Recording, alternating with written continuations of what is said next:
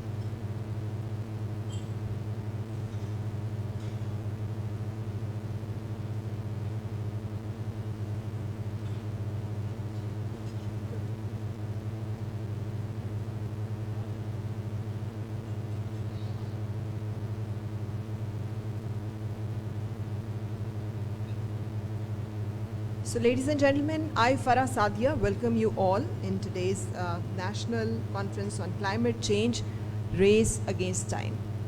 Let's start with recitation of Holy Quran, and for that I would like to call on Mr. Safdar Abdul Qayyum to please come on stage and recite verses from Holy Quran.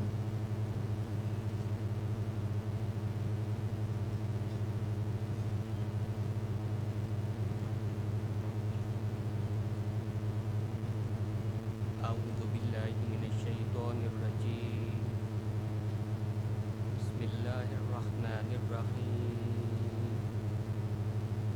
سبح اسم ربك الأعلى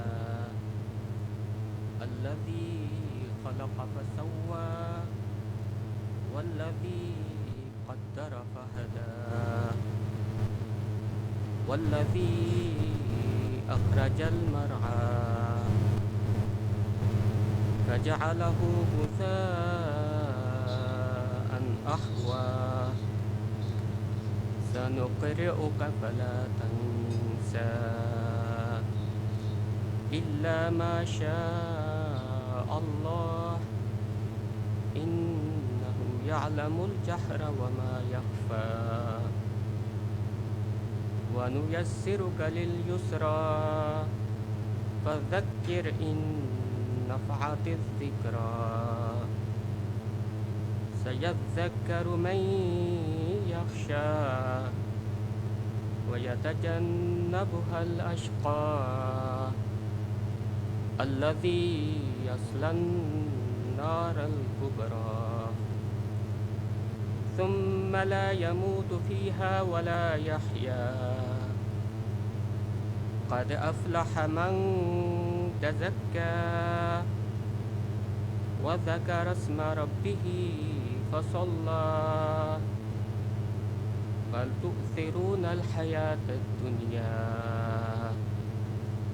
والآخرة خير وأبقى إن هذا لفي الصحف الأولى صحف إبراهيم وموسى صدق الله.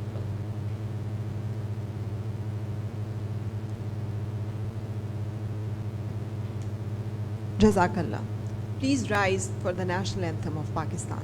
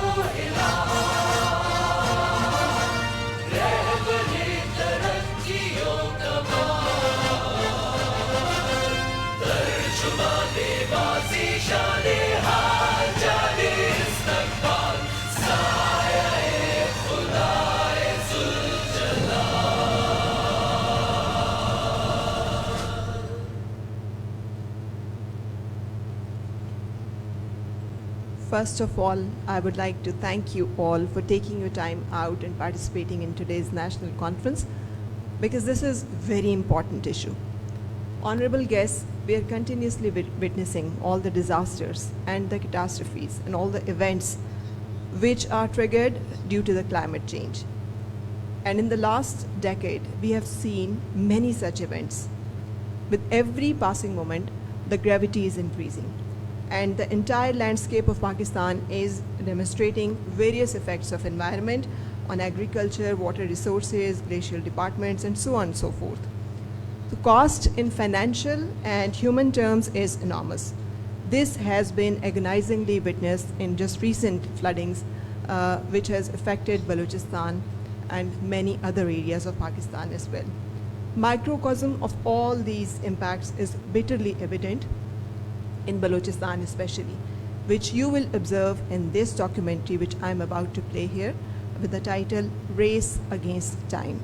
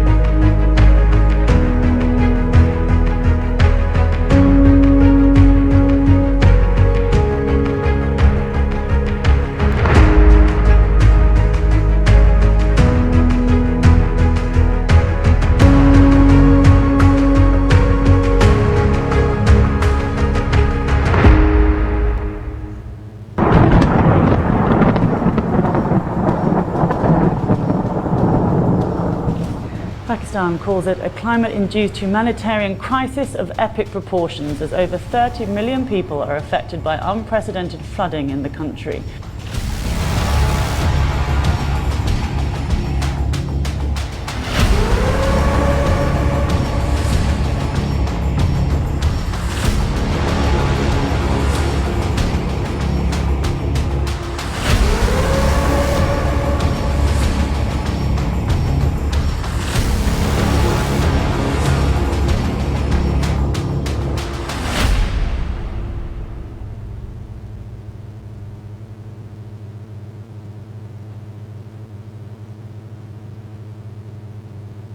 Yes, ladies and gentlemen, time to act is now. It is so unfortunate and sad that we are witnessing the disasters of this magnitude.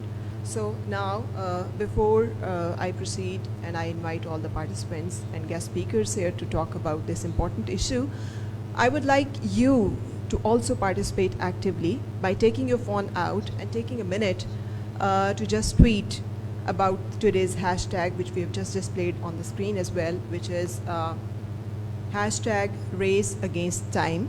And please take your phones out. I know you all are carrying the mobile phones and you all have social media in that, because by doing it, we'll be creating awareness, which is very, very, very important.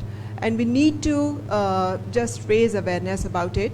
So don't forget to tag Islamic Relief PK on Twitter as well.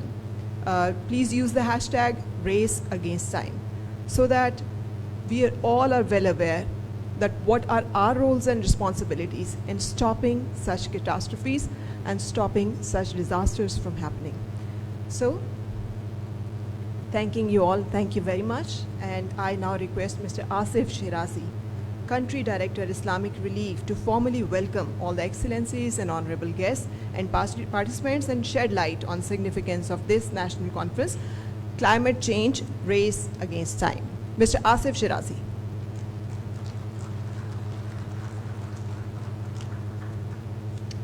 Thank you very much, Farha. Assalamu alaikum, everyone. on behalf of Islamic Leaf Pakistan whole team, as well as on behalf of Islamic Leaf whole family, I would like to welcome everyone here. And I'm delighted to have with us honor guests from the diplomatic missions, UN, donors, government officials, especially from Government of Balochistan, international humanitarian community, civil society, academia, media, students and youth. I warmly welcome you for gracing with your participation in National Conference on Climate Change, Race Against Time. As you know, Pakistan is frequently witnessing climate-induced extreme weather events and disasters. Entire ecological diversity of country is manifesting range of climate change impacts. Severity, frequency, and multiplicity of these incidents are not as glaring as these are in Balochistan. Islamic Leaf Pakistan, its more than 3 decades presence, has tackled development and humanitarian challenges alongside communities, civil society, and the government. Under Islamic Leaf Canada Sport initiative named Taqwa, we have supported communities on climate resilient agriculture and water resource management. Simultaneously, we have complemented policy initiatives at national and provincial level to generate discourse and inclusive response on climate challenges. In this backdrop, Balochistan happened to be the first casualty of climate onslaught which we experienced in 2022 floods. Islamic Leaf Pakistan started its response from early August in Balochistan, and we have privilege to leading on recovery and rehabilitation in partnership with the UN, with the donor governments, as well as all the diaspora community living in USA, UK, Canada, who supported us to reach at speed and scale. This catastrophe has made one thing loud and clear, that the speed of response on the part of entire humanitarian community equating to the scale of disaster has been unimpressive and slow. The scale was very huge, while the response for this scale of disaster had its own challenges. It has added to the problem of the flood survivors. Response, flash appeal, and current donor conference in Geneva leaves us with the food for thought as to how we should rebuild communities and restoring their dignity. Thus, was our learning in all these situations, which is also applying on a climate change challenges of Pakistan, is that business as usual is not the strategy to work in the face of current poly crisis. On top of this, we as a nation and society have to decide whether we will keep struggling with one disaster after another, and we will invest into the resilient future. I am again thankful to participants and the honorable guests to grace this occasion, and looking forward interactive sessions and the insights from all the participants. Thank you very much.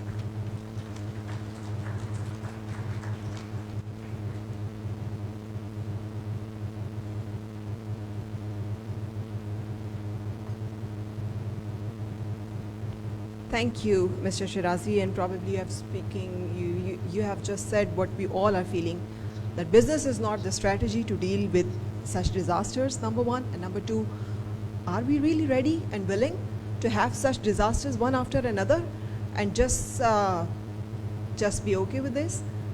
This is very important question to ask us today, and this national conference is all about it. So ladies and gentlemen, let's move forward and let's talk about the important and real issues which trigger such events. So Balochistan, endowed with multiple mineral resources, including unique flora and fauna, beautiful people, environment, culture, traditions, is beset with multifaceted climate challenges as well. Academia in Balochistan is playing pivotal role to map the range of challenges and propositions for tackling them, which is very important. And we have with us Dr. Shafiqur Rahman, Vice Chancellor, University of Balochistan, to enlighten the audience on climate challenges sectoral implications, adaptive capacities within communities and institutions, and broader way forward towards collective action. So please put your hands together, and I would like to call on stage Dr. Shafiq Rahman, Vice Chancellor, University of Balochistan.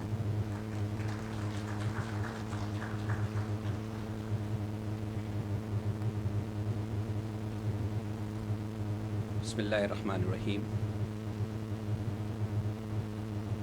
Country Director, Islamic Relief Pakistan, Mr. Asif Shirazi. Respected Secretaries to Government of Balochistan, fellow Vice Chancellors, representatives from UN, Mr. Steve from USAID, Mr. Bilal Anwar, CEO, NDRMF, representatives from academia,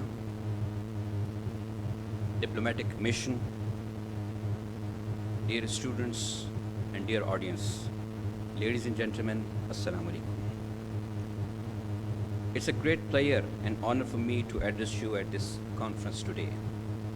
And I'm thankful to Islamic Relief Pakistan for providing me this opportunity. Ladies and gentlemen, there is an infinite amount of hope in this universe, but not for us. These few words explain that every pillar in our country aims for seemingly achievable goals, but almost tragically never manage to get closer to them.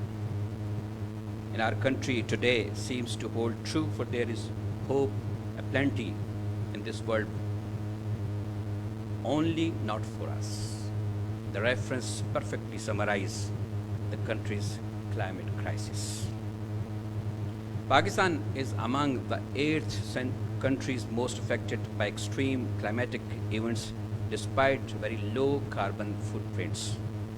Events such as wildfire, flooding, drought, and natural disasters negatively impact and have haunted the country for years and regularly swept away the foundations on which the lives of hundreds of thousands of families were built. In the year 2022, the heavy rain caused severe flooding across Pakistan and impacted large number of people and households, including deaths of people, damages to infrastructure like roads, dams, destruction of agriculture area, and discontinuation of water, gas, and electricity supply resulted millions of people into poverty and hunger. In many villages, people were cut off from all help. Standing water is already a breeding ground for infection diseases. Diarrhea, typhoid, cholera, and malaria are spreading and endangering even more lives. The disaster after the disaster is looming. Balochistan, being the largest by area, faced a natural calamity barehanded, though the level of catastrophe knocked on Balochistan was huge in magnitude. It has unveiled many administrative loopholes both at the federal and the provincial levels. Balochistan is predominantly agriculture-based and livestock-dependent economy and has been affected by drought and later extreme flooding as a result of climate change. Its problems are increasing alarmingly. In Balochistan, the floods wrecked bridges, homes, buildings, and highways in addition to destroying dams. The ruthless surge of the flash floods ruined the communication structure as well as cut off contact between the provinces. Due to the bridge collapses and destroyed roadways throughout the provinces, there are concerns about imminent food scarcity. Despite the vulnerability of Balochistan towards natural disasters, recent floods raised many questions from concerned authorities. The general climate of Balochistan has standard features of droughts and dry, arid weather condition. It receives the least amount of rainfall each year. However, the province has received heavy rainfall and flooding, which is considered as record-breaking for 30 years. The heavy rainfall and flooding indicate a grave climate disaster. Flood risk has intensified as a result of climate change. Statistics shows that when natural disasters hit Balochistan province that are already vulnerable, they create more havoc because majority of population in Balochistan lives on rough terrain and remote areas. Keeping them informed on time is critical, especially in villages. The National Disaster Management Authority reports that more than 36,000 homes were damaged throughout Pakistan, with Balochistan accounting for 60% of the losses. The floods impacted about 800 schools, 600 of which were in Balochistan. The World Food Programme estimates that 571 people died, the highest number of casualties of any province. Therefore, every 10 occurred in Balochistan. Over 2,000 acres of crops and other plants that were ready for harvest were destroyed in the Laspela district alone. The people of the Mehran district lost their more than 60% of the valuable dates, which, while on the other hand, 80% of fruit orchards were completely damaged or destroyed by the climatic changes in the region. This brings the majority of the population in very difficult and miserable condition, as very extreme winter season is already there, where the people are surviving under the sky with -10 to -12 degrees Celsius. Floods and other catastrophes will likely occur more frequently due to the ongoing climate crisis. Moreover, lapses in the disaster management system, inadequate infrastructure, and vulnerable dwellings and will amplify the destruction brought on such dangers. Balochistan continues to be critical for the economic progress of Pakistan because of the Gwadar port and the China-Pakistan economic corridor.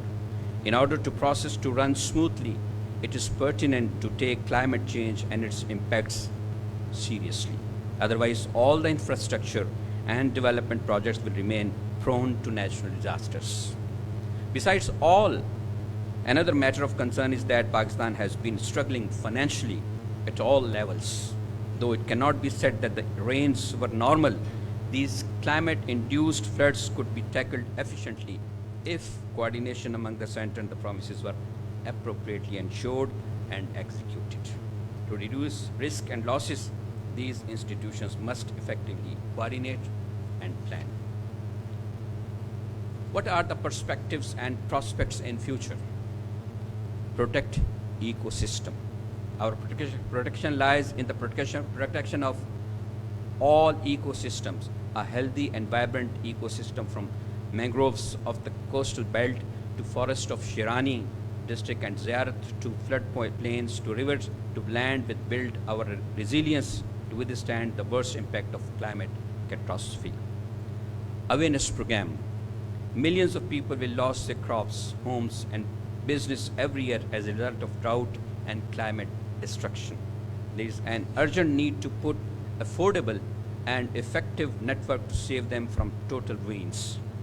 For this, like agriculture insurance, home and business insurance or other compensation programs at their store steps. Awareness program how to deal with climatic condition by using modern weather reporting system along with old practice if applicable. Green Belt Highways.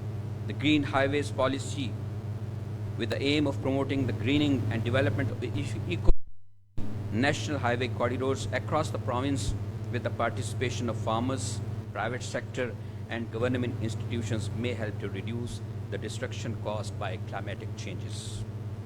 Electricity. Currently, Pakistan's 62% electricity needs is met by direct burning of fuels. We must put up a roadmap to meet at least 80% of our final energy needs in the form of electricity. This will mean that we'll have to shift industry, transport and cooking to electricity. This has an added benefit of reducing air pollution significantly. Zero emission policy. The falling cost of renewable power and grid-scale storage point us to the fact that 100% renewable-based electricity supply is technically and economically feasible for our future generation. The country needs an ambitious goal to generate 100% electricity for non-fossil fuel sources within next 2 decades. monitoring, advisory to warn farmers about inclement weather, to predicting about extreme rainfalls, forecasting and warning system will go a long way in saving lives and building resilience in our economy. What may cause future conflicts? Local resource. As the pressure on natural resources increases, competition can lead to instability and even violent conflict. Climatic migration And livelihood insecurity. Climate change increases the risk of climatic migration process, and people who depend on natural resources for their livelihoods, which could push them to migrate, cause insecurity amongst the tribes. Weather condition, extreme weather events and disasters exacerbate fragility challenges and can increase people's vulnerability and grievances, especially in conflict-affected situations. Food security. Climate change is highly likely to disrupt food production in the area and heightening the risk of protests, rioting, and civil conflict. Transboundary water management. Transboundary waters are frequent a source of tension as deemed growth and climate impacts affect availability and quality. Competition over water use will likely increase the pressure on existing governance structures. Sea level rise and coastal degradation. Rising sea levels will threaten the availability of low-lying areas, leading to social disruption, displacement, and migration, while disagreements over maritime boundaries and oceans resources may increase. In the end, I must say, ladies and gentlemen, we cannot stop the climatic change, but still have time to slow it down. The best way to diminish the threat posed by these climate fragility risks to mitigate climate change. We must take steps to manage and minimize these risks today, to break down the barriers that hamper efforts to address climate fragility risk. We need to address key policy as given by the provincial and federal government. Engage academia, public sector, community, donor agencies, and others to give a roadmap and implement accordingly. Development and humanitarian and aid programs help the population in the climatic hit areas to build their economic, governance, and social capacities. Climate change adaptation programs help people to anticipate the adverse effects of climate change and take action to prevent, minimize, and respond to their potential impacts. Ladies and gentlemen, thank you very much.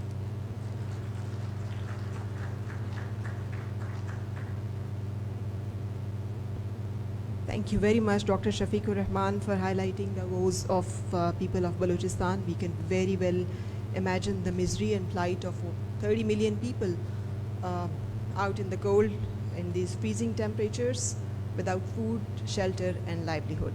And that is what this national conference is all about. So let's talk about the important issues, as Dr. Shafiqur Rahman highlighted, that we move from extreme droughts to extreme floodings. And these two extremes are very painful and it affects lots of people.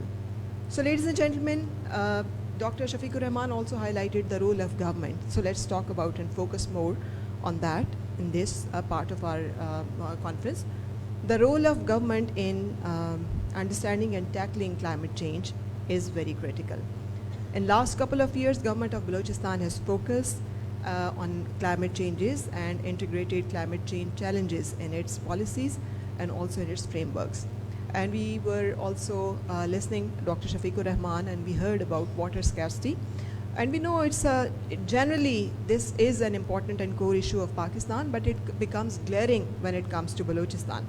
With more than 80% landmass of Balochistan without perennial river system, the precipitation is the only way, and that is also getting erratic. And apart from this, underground water resources are also under stress because of unregulated extractions.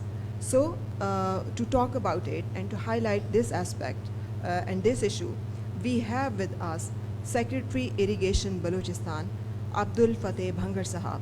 And I would like to call him on stage, please, to highlight this important aspect. Please put your hands together to welcome Secretary Irrigation Balochistan, Abdul Fateh Bhangar.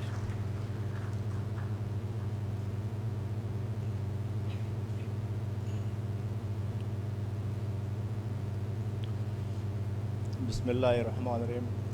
Respectable country director, foreign delegates from UN mission, colleagues from Balochistan, and other guests.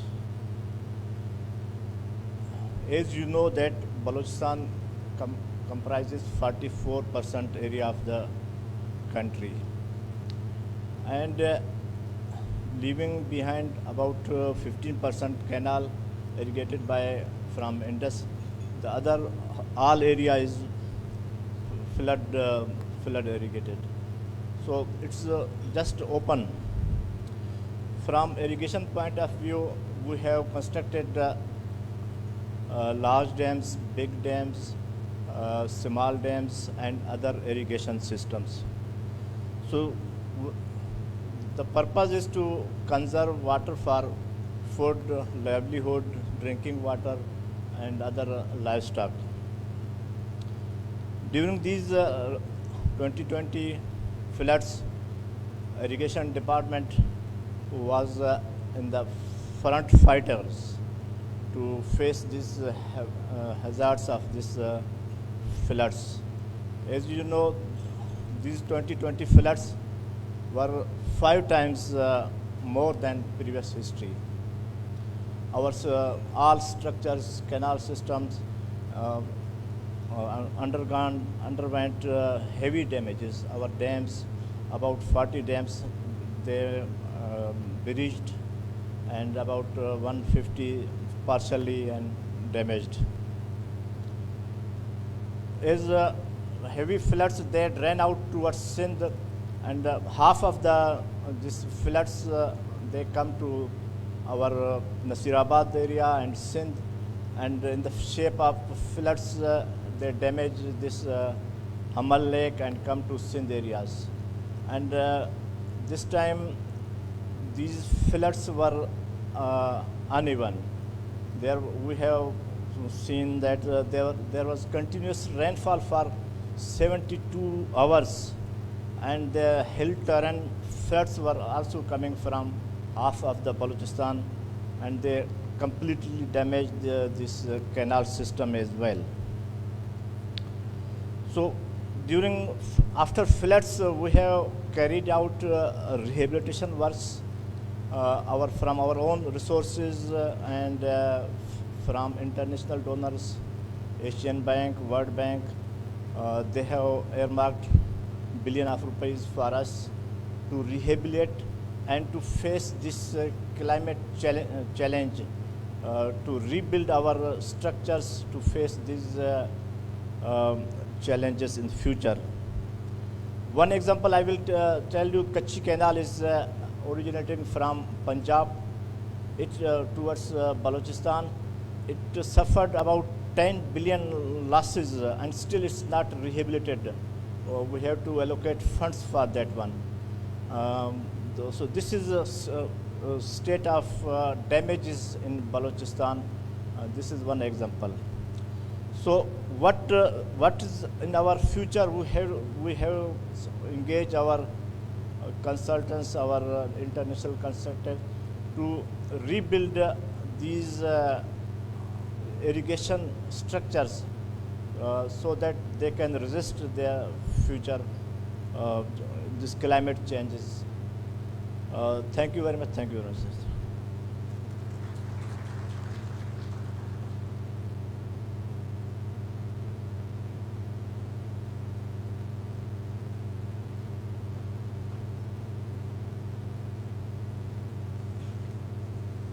Thank you very much, Fateh Bhangar Sahab.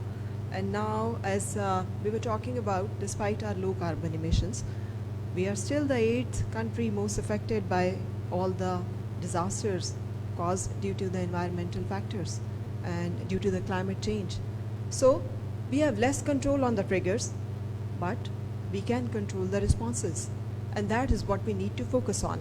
So ladies and gentlemen, as we are talking about Balochistan, our dear, most beautiful, the largest province, but the Balochistan is enormously prone to multiple hazards, as we are talking about intermittent droughts, flash floodings, hail torrents, extreme weather events, and earthquakes. So Provincial Disaster Management Authority is important in all the provinces, but when it comes to Balochistan, it's really, really important. And let's talk about the role and responsibility of PDMA in Balochistan and the risk mitigation and the resilience. So I would like to call on stage Mr. Nasir Nasir, Director General PDMA Balochistan, to please come on stage and talk about the role and responsibility of his department and also what future holds for his institution. Ladies and gentlemen, Mr. Nasir Nasir, DG PDMA, Balochistan.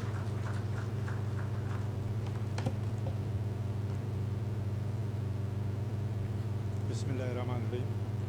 I have given 10 minutes and will try to complete my speech in this given time. Climate governance policies and practices. I express PDMA and on behalf of Government of Balochistan gratitude for the efforts of Islamic Relief Pakistan for their constant support during emergency response in 2022. I appreciate Islamic Relief role in the collaborating with PDMA for formulate gender and child cell policy and implementation framework. And presently we are collaborating on formulation Balochistan first ever DRM policy. Balochistan is one of the worst hit provinces by the climate change due to frequent exposure of natural hazards and a heavy reliance on monsoon rains, further increasing its sensitivity to the expected rise in temperature, more variable rainfall, and increased risk of floods and droughts. In developing countries like Pakistan, climate change poses a serious challenge to social, environmental, and economic development. The effects of global climate change in Pakistan are already visible in the form of increasing frequency of drought and floods, unpredictable. Pakistan developed first national climate change policy, that is NCCP, in 2012, and then Pakistan Eye Vulnerability to the adverse impact of climate change, especially in the case of extreme events focused mainly on the climate resilient development and adaptation. After Paris climate agreement on 2015, Pakistan has agreed to contribute to global efforts to reduce emissions. Now Pakistan has updated its policy and the NCCP program is focused on its adaptation and mitigation in an important goal for nature-based solution. Capacity expansion. Development and expansion of water-saving technologies and techniques for seawater use, water recycling, and waste prevention use of utilities and drinking water. Prepare complete inventory of all water resources, including surface and groundwater, to support an effective water management system in the country. Develop and strengthen coordination mechanism between national and international institutions in the water sector. Raise awareness. Awareness campaigns for highlighting the importance of protection and sustainable use of water resources and cooperation with all interested parties. Agriculture and livestock.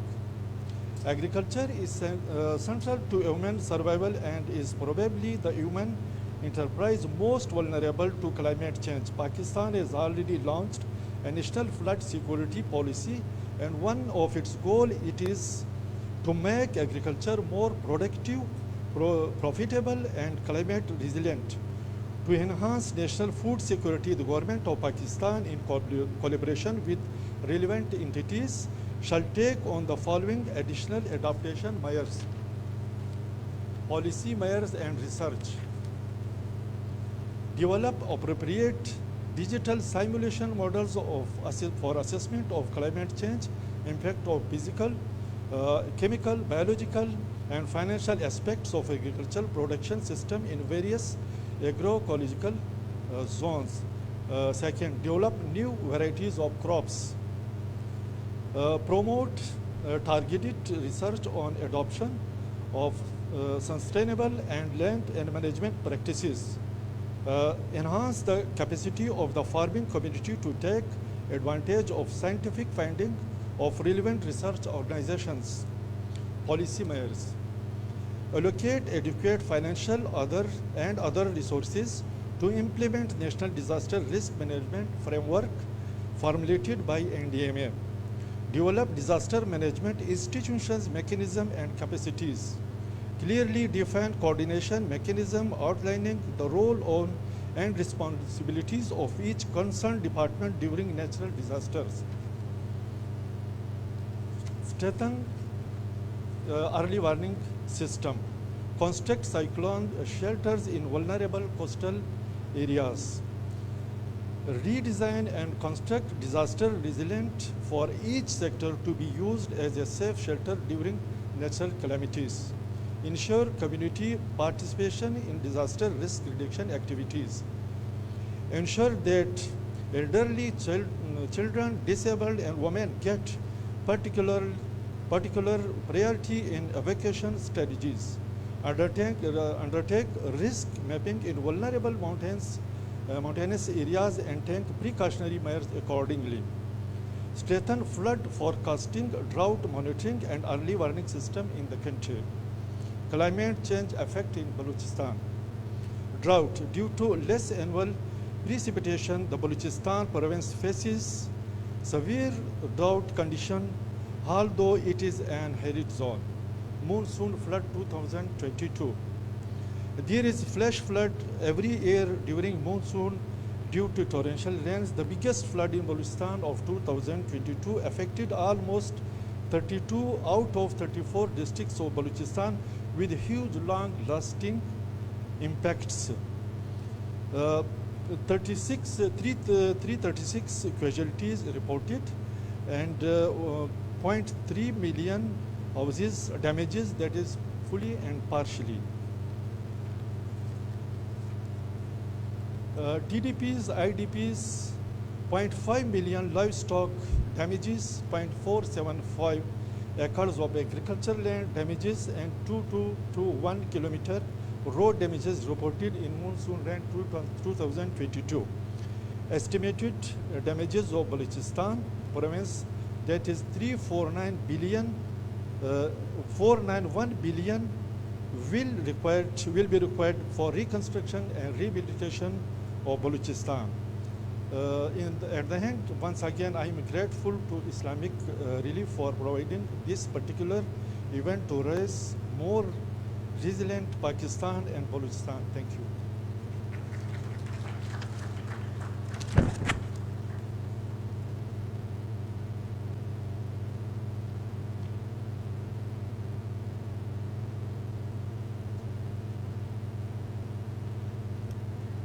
Thank you, Mr. Naseer Nasir Sahab. We sincerely hope and pray that this leading agency consistently take forward the agenda of risk mitigation and resilience, and also its preemptive measures and all the response capabilities to deal with such crises and disasters, God forbid, if we face more. So, ladies and gentlemen, while we talk about the climate change and our own faults, we are losing on forests. We all know it very well. When it comes to Balochistan, the recent fire which has destroyed the pine forest of Balochistan is so painful, and it's just a very recent event. But this is not the only event. It's happening all over the Pakistan. But how it's affecting the climate, how it's affecting the wildlife, let's talk about that, because it's also very important. And I would like to invite on stage Secretary Forest and Wildlife, Balochistan, Mr. Abdul Wali Kakar, to please come and talk about this aspect.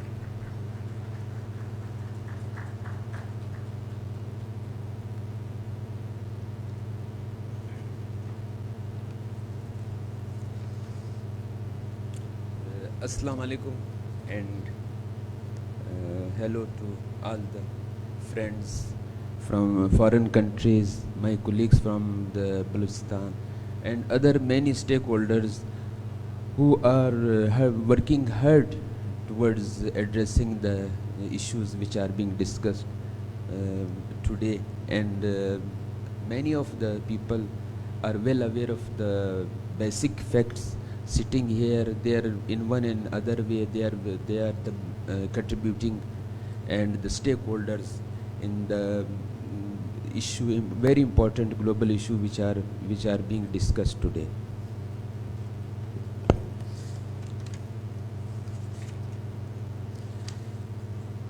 My other friends, Dr. Shafiqur Rahman and my other concerned officers from Balochistan, they highlighted especially DGP DMA, the impact and the quantum of the damage done due to the climate change and resulting in fires, floods, deforestation, land deterioration.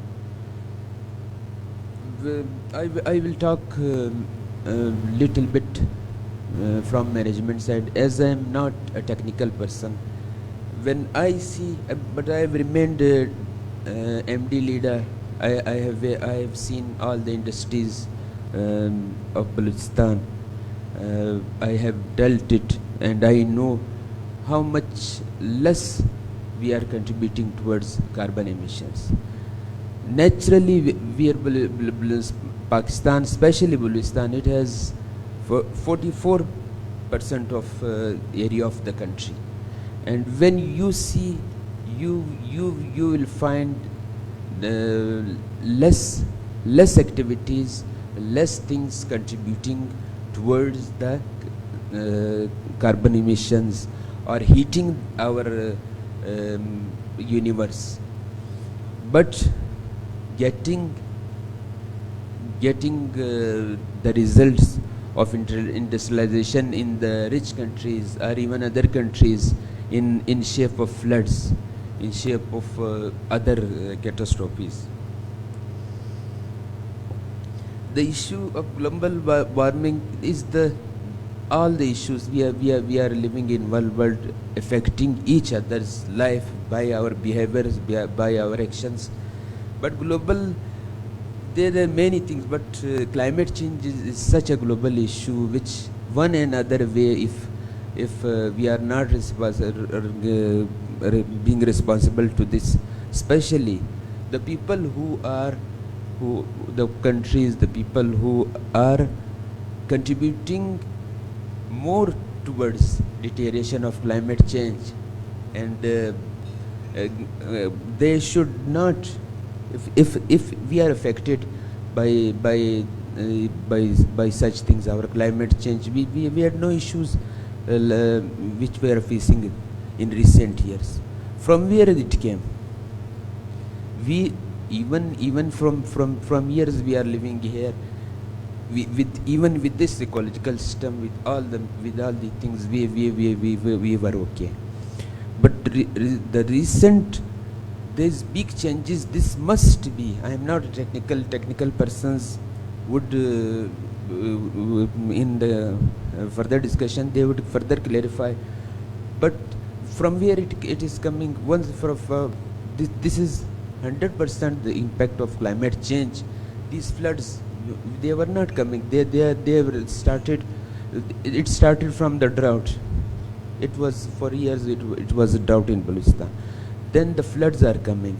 Then the fires. We have just the Miss Madam said we had 6,000 hectares of chalgoza, which is a very precious tree, grows in years just like pine, and it was we were seeing it, and it was burning.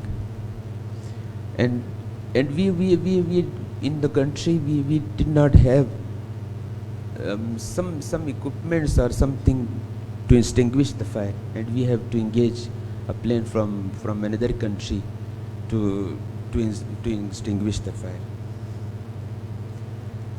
the global, like it is now a world problem connected like Pakistan also.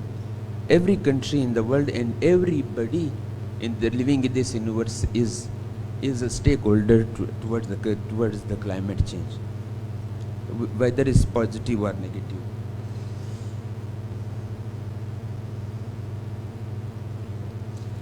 Our 80% of Balistan is rangelands.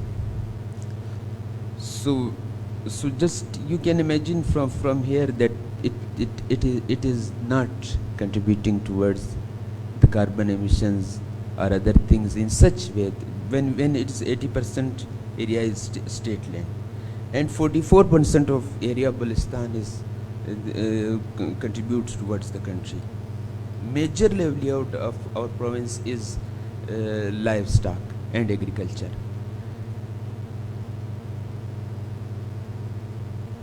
It has large geographic area. The landscape is also varied. It has diverse climate zones. Like in Baluchistan, when you are in Quetta, you have different weather. On 1 hour drive, the climate in change. It's hot. It is very diverse. The majority of people still, like Dr. Shafiq discussed, it depend on natural resources. When we are talking about climate change, it's a luxury. When people, it is my duty. I am taking actions against those who are cutting the trees or disturbing the in another way ecosystem. But just imagine in -10 centigrade, when people with all other modes of life, if they don't have anything for as a fuel, what will they do? They definitely will. Even you can ignore all other necessities of life, but not food. You need food. So what will they do? We need for this Baluchistan government, and we are also trying to convert another to other energy sources as a fuel. As a result of climate change and these activities, deforestation, excessive grazing due to increasing livestock, due to degradation of natural sources, soil, water, and the vegetative cover also, it is disturbed. The climate change with increasing temperature, extreme climate events like current, droughts and flash floods has severely affected the livelihood, the air of the people and their other life activities also. It has also led to a very huge negative impact on social relationship. I personally, many friends will agree with me, the deterioration of our universe, that the climate change is basically linked to our behaviors. We are not thinking about it, or we are not considering, still we have not considered it as a global threat, because the materialism, the social injustices, let me say, it might be negative, the greeds which they have led the more industrialization, land use, change of land into the agriculture use, lands into commercial and infrastructure change. That is the social impact must be kept in mind, that these things, this is the reason that we are engaged with the community. We are engaging with the community. Without community, you can never, people are not aware of these things. There are few people who understand that climate change, what is climate change, or what climate change will affect, how it will affect our universe.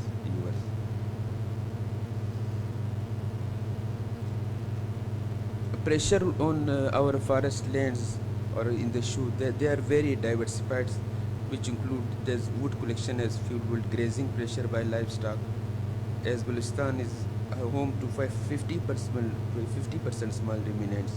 Land conversion, as I told, degradation due to forest fires, floods, desertification, erosions, climate change, etc.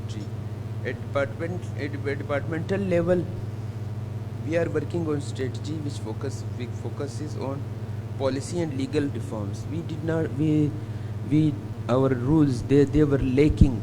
There were many things lacking to which could cater for the issue. We have approved revised acts for enhanced protection. We are working on evolving mechanism for engagement of communities and civil society for resource conservation. We are trying to improve our departmental service delivery to extend outreach to the masses. Wildlife conservation, plantation, free of cost provision of plants, development of rangelands, increasing notified forest areas. We have recently notified the basic things were not done. So we have notified all the mangroves of Balochistan, which is also an important thing towards the climate change. As the mangroves, all the trees they extract carbon, but mangroves they are higher.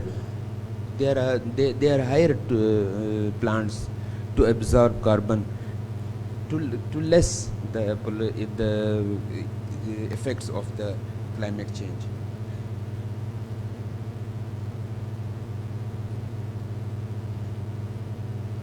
So these are the issues. We have our billion tree program. We have many programs. FAO is working with us on our Chalgoza forest, which are being affected by the fire. So at the end, I will emphasize on two things. That first, we acknowledge all the efforts, but more attention or effort is needed on our part and also on the part of the world who can finance. Even we need finances in our studies. We are lacking. We don't have complete studies, and the social behavior, which also is very important to be addressed.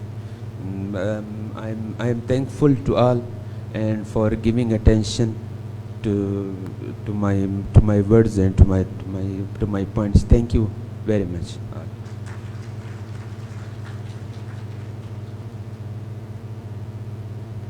Thank you very much, Mr. Kakar. You have rightly talked about the social behavior, which is very important.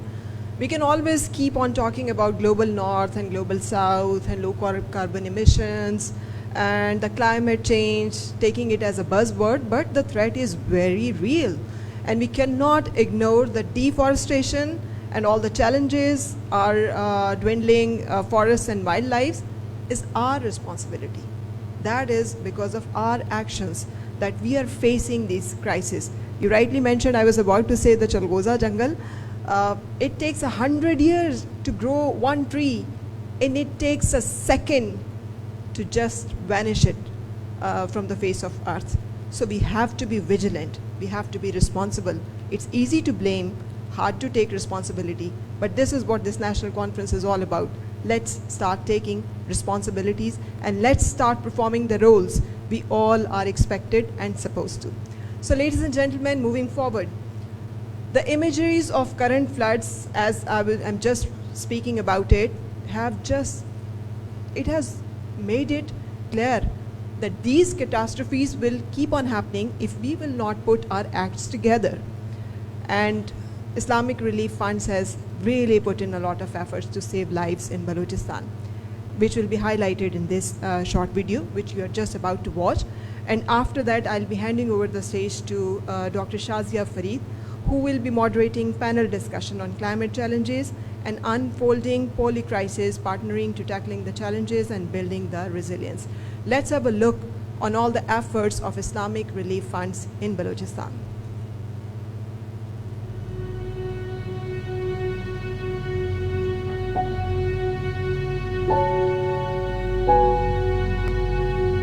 Islamic Relief has decided to scale up its humanitarian efforts. There's been unprecedented rainfall in the whole region of Balochistan. People lost their livelihoods, people lost their houses, everything you can imagine. Where we are right now, there were many homes that you cannot see anymore. They've been completely submerged, drowned. They are sleeping under the sky.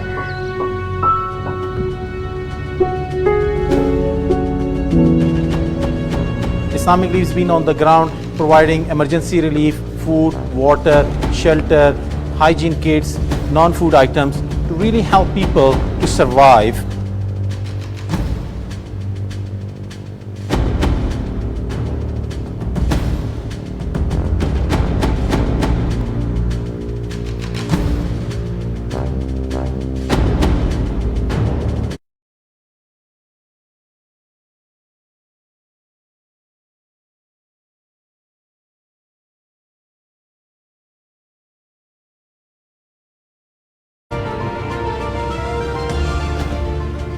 आज घड़ी के सामने मन तरपाल ढलतन डबी خدای پر رضا ایس مولنا ایسا غندا غشتی دی اللہ پر رضا راکا ما بفتا Islamic Relief हमारा trend और बर्तनदातन पानी जी सफ़ाई वारियूं असांखे मशीनूं ॾिनियूं आहिनि जंहिंसां असां पाणी साफ़ करे पंहिंजे सामानदार राकड़े दरवाज़ा राकड़ा वगाडराने राकड़ केड़े राकड़े दस्ताने बांसुने राकड़ और रोशनदाने राकड़े और कड़केम के राकड़ा 25,000 रुपये ती सुरनाने दास अल्हम्दुलिल्लाह ना खुशी खुशी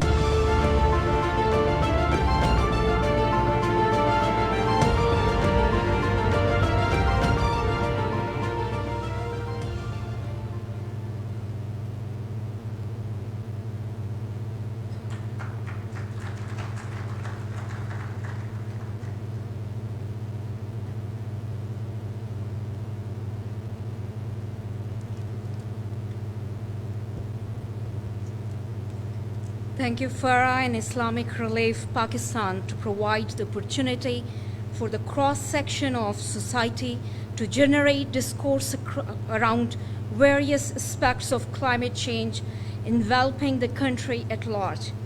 It deemed me to be great honor and privilege to stand before such a talented and distinguished gathering this morning in a panel discussion on climate changes and challenges and unfolding policy crises pertaining to tackling the challenges and building the resilience.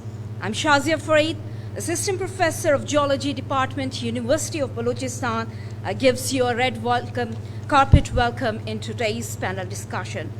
To take forward the discussion, I'm honored to be amongst the learned panelists. I will briefly introduce and call upon the panelists to come on stage and take their seats. My honor and privilege goes to call upon Mr. Bilal Anwar, CEO and MRF. Mr. Bilal Anwar is an international climate policy and sustainable development professional with a reputation as a leading technical expert. With over 2 decades of diverse experience in the field of climate change, since 17 January 2022, Mr. Anwar has been appointed as a CEO of National Disaster Risk Management Fund to provide funding to the government and non-government entities. Sir, please join us on stage. I'm honored to have our next panelist, Mr. Asfan Yar Kakar, Secretary of Climate Change and Environmental Balochistan.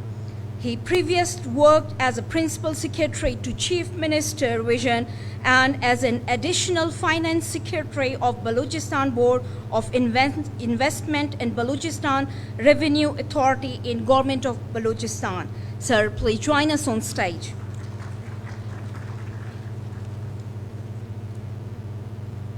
My sincere thanks goes to call upon Mr. Stephen Reneke, Stephen Renake possesses an extensive track around a record in building high-profile economic growth programs, mostly in Eastern European and Southeast Asia.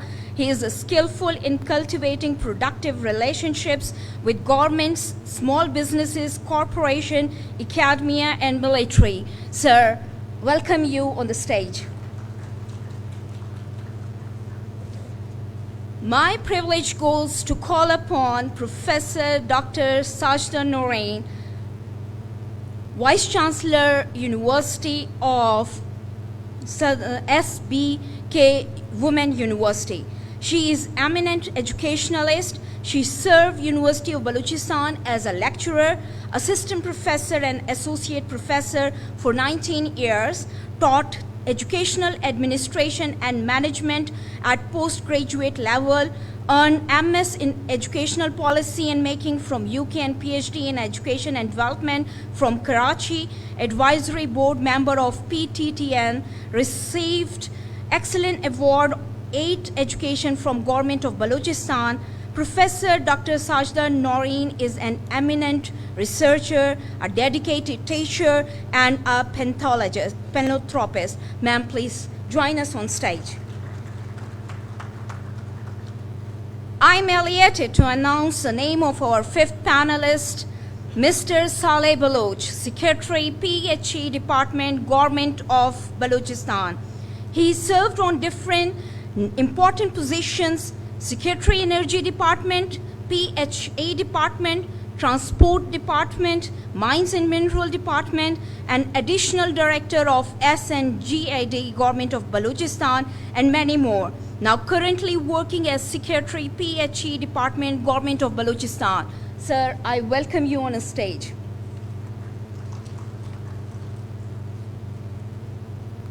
My esteemed thanks goes to call upon Ms. Kainat Kazi, International Programmer, Asia and Africa at Islamic Relief Canada, University of Toronto International Relationship, Humber College Postgraduate in International Development.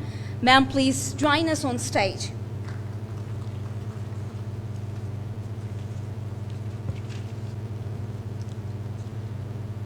Now, this is a time to have a panel discussion.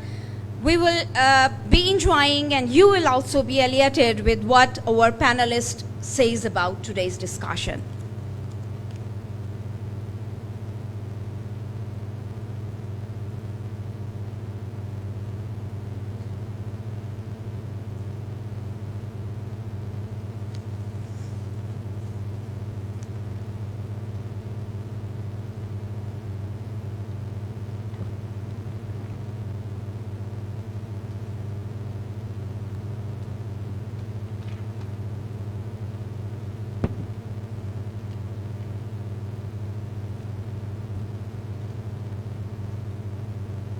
In the first session, we come across several aspects.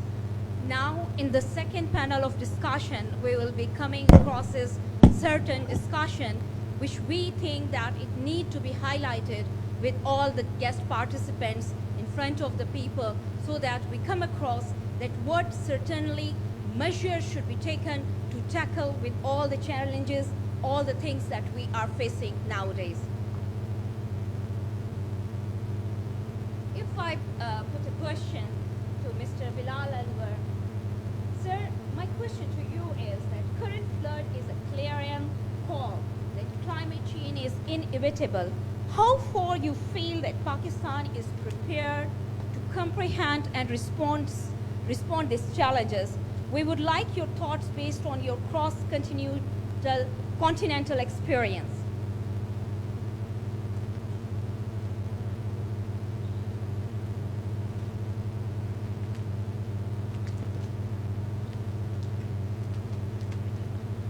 First of all, thank you very much for giving this wonderful opportunity, and the morning session was extremely illuminating and educational.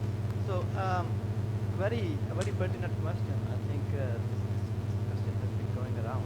I think before that, let me give you a little bit of a context, the kind of the challenge or the least surmountable challenge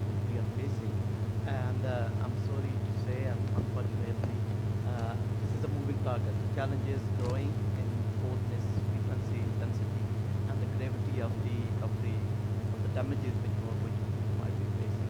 Now, I was actually thinking while sitting there and then this morning as well about this conference and you know how timely it is and how fittingly the title of the conference is, especially Race Against Time. So I think before coming to preparation, we need to understand the scale and the gravity of the issue itself. I don't want to talk too much in a kind of technical jargon, but I still, because what we're dealing is with the issue of the climate change, and it boils down to the concentration of the greenhouse gases into the atmosphere. We see and we hear a lot of hullabulla which is going around in the world that you know, this is the most challenge, the biggest challenge which the human civilization might have faced in the living history. But when it comes to the action, when it comes to the tangible, credible action to deal with the challenge, I'm sorry to say that there isn't much actually practical which is going on, and that's not only related to Pakistan. We're talking about around the world. Just to throw up numbers, you know, this is based on the NDC's National Development Contribution Synthesis Report published by UNFCCC. And of course the report is full of numbers and a lot of scenarios which basically chart out based on those numbers. But when we see that the total GHG emissions which are based on the NDCs, we see that there's going to be an increase of or something around 3.4 gigatons of CO2 by 2025 and 52.4 gigatons by 2023. A slight reduction, but quite an increase, overall increase. So when these numbers are broken down, what we are seeing is this is 53.7% increase from 1990 levels and 12.6% increase from 2010. And especially the number is quite interesting when it is compared against the 2010, because we see that there was a lot of enlightenment and acknowledgement about the issue in 2010, but still, if we see in the last 10 12 years, not much action had happened. Now, what we see in Pakistan is a direct consequence of what is not being done, what is not being undertaken, or what we say the climate justice not being fully recognized globally. And the flood 2022 was a kind of a short or a small kind of a consequence of it. We happen to be in a region which is extremely vulnerable, and our topographical conditions, atmospheric conditions are such that you know we'll be facing these kind of disaster challenges in the future as well. We had a morning session on Balochistan. Balochistan happened to be the region which is again one of the hotspots when it comes to disasters, and I want to link it up when it to your question with regard to the preparation. I think in terms of the impacts or the adverse impacts which we are seeing right now, or which we are likely to see in the coming future, I think what we can do is there isn't we can't address the issue itself. We can minimize the impact. So all the preparation and the focus and the approach should be actually based on the preparations as well as the adaptation measures in terms of the resilience building. This morning, a colleague, I think it was Dr. Shafiq Rahman, he actually very pertinently, very rightly mentioned about the DRF, disaster risk financing approaches. So we can build the flood protection walls. We can come up with an excellent kind of watershed management when it comes to the floods, and a number of other measures which are kind of safeguards, which have some level of protection against these kind of floods. But I just want to remind you, this is not the only one type of challenge, one type of disaster which we're seeing. Not too far ago, last year in March, some parts of the country passed through the heat wave, which was equally damaging as well. And similarly, floods, and I mean, God knows and God forbids what is next in the pipeline. So I think when it comes to the preparation, it definitely needs a very comprehensive overarching approach, which we need to put into practice. And DMAs and PDMAs and other agencies, they have learned a lot in the last few new disasters. And but I'm afraid to say that the approach has largely been very reactive. Even if we see from this disaster, you know, all our post-disaster approach is very much based on it that this is the kind of floods are kind of the kind of disaster which we'll be facing in the future, but this is not going to be like this. So I think a lot needed to be done, and my own institution and DRMF is working with lot of colleagues here, the Agriculture Department, Forestry, as well as the PDMA from Balochistan, and Islamic Relief itself, with whom we have a very good collaboration. So I think this is the coordination is very important. The agencies, different departments has to come together, and we need to come up with a very comprehensive, overarching approach. Yes, sir. It's true that we need to have a coordination with each other. Until and unless we are not coordinated, academia, government sector, and all the sector, if we do not involve every participant over there, we cannot be them. Actually, the thing is that when we are in dilemma, then we say that floods has came. Pre-dilemmic situation we have never had catered yet. Neither we have sketched it, neither we have mapped it, neither we worked for it. So the dilemmic point is this, that when we are in the situation, we feel that we are just down. But before going inside the situation, we should have measurements that should be taken before. Switching towards Hasbanyar Kakar, Secretary Environment and CC Balochistan, climate governance is at the core of discourse when it comes to build resilient communities. So your department has a key role in formulating policies and regulating public and private initiatives. What key measures under your leadership are being pursued to streamline and integrate climate governance across the departments? Thank you very much, Islamic Relief and all the guests. First, I would like to talk about the climate governance and climate change governance. It means the framework, the institutional, the legal framework that we have, the diplomacy, the mechanisms, response measures, which are aimed at steering the social systems towards preventing, mitigating, and adapting the risks posed by climate change. So first we need to see this climate change governance at the national level, sub-national level, provincial government level, and even at the district levels.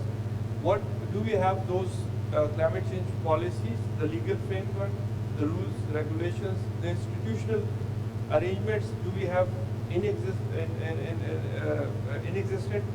So if we look at the national level, if we have national climate change policy, but do we have the action plan or implementation metrics for that climate change policy?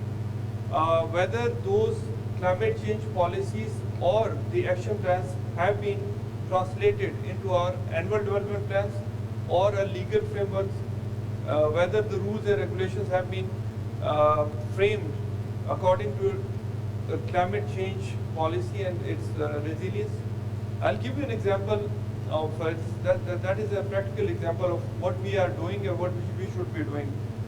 In Balochistan, we have a project for transformation of tube wells, solarization of tube wells of Balochistan. For me, as a Secretary Climate Change or Environment, the important resource is not energy. For us, the important resource is water. I'm talking about the context of Balochistan and few areas, not all of those areas. We have to adopt policies or rules or regulations or projects which are climate resilient, and they are addressing the issues of climate in Balochistan. I'll give you another example of building codes. We have the hottest regions in Balochistan, which is Sibi and Nasirabad division, where the temperature goes up to 50 to 52 degrees centigrade, and the feel like is 60 degree also.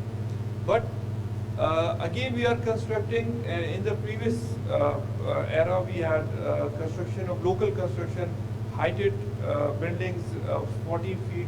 Now we have again started concreting those buildings and the building code. We are not looking after the rain harvesting and all those issues.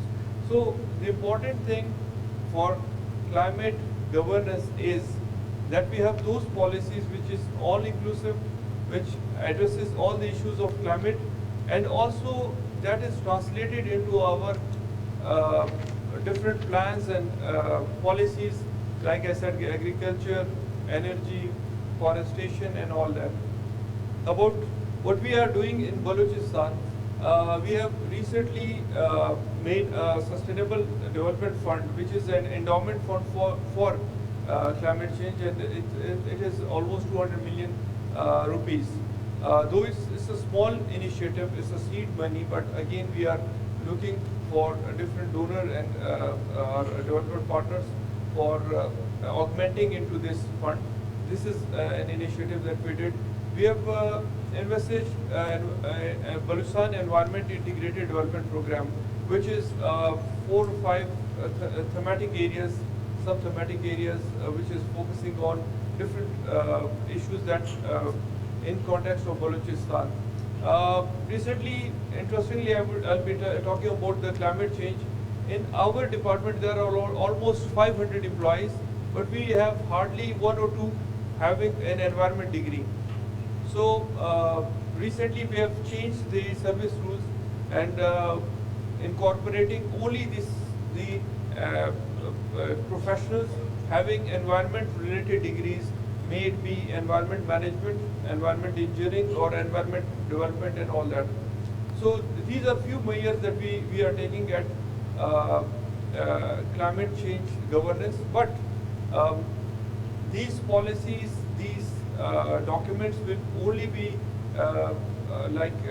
part of our shelves until unless we translate those into our plans and programs and annual development plans and the legal framework that we have, the rules and policies. Thank you.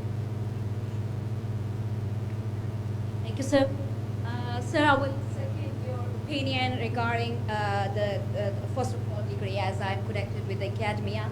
Yes, we do need professional degrees regarding it. Like, if I don't know about climate, how can I be ruling that place?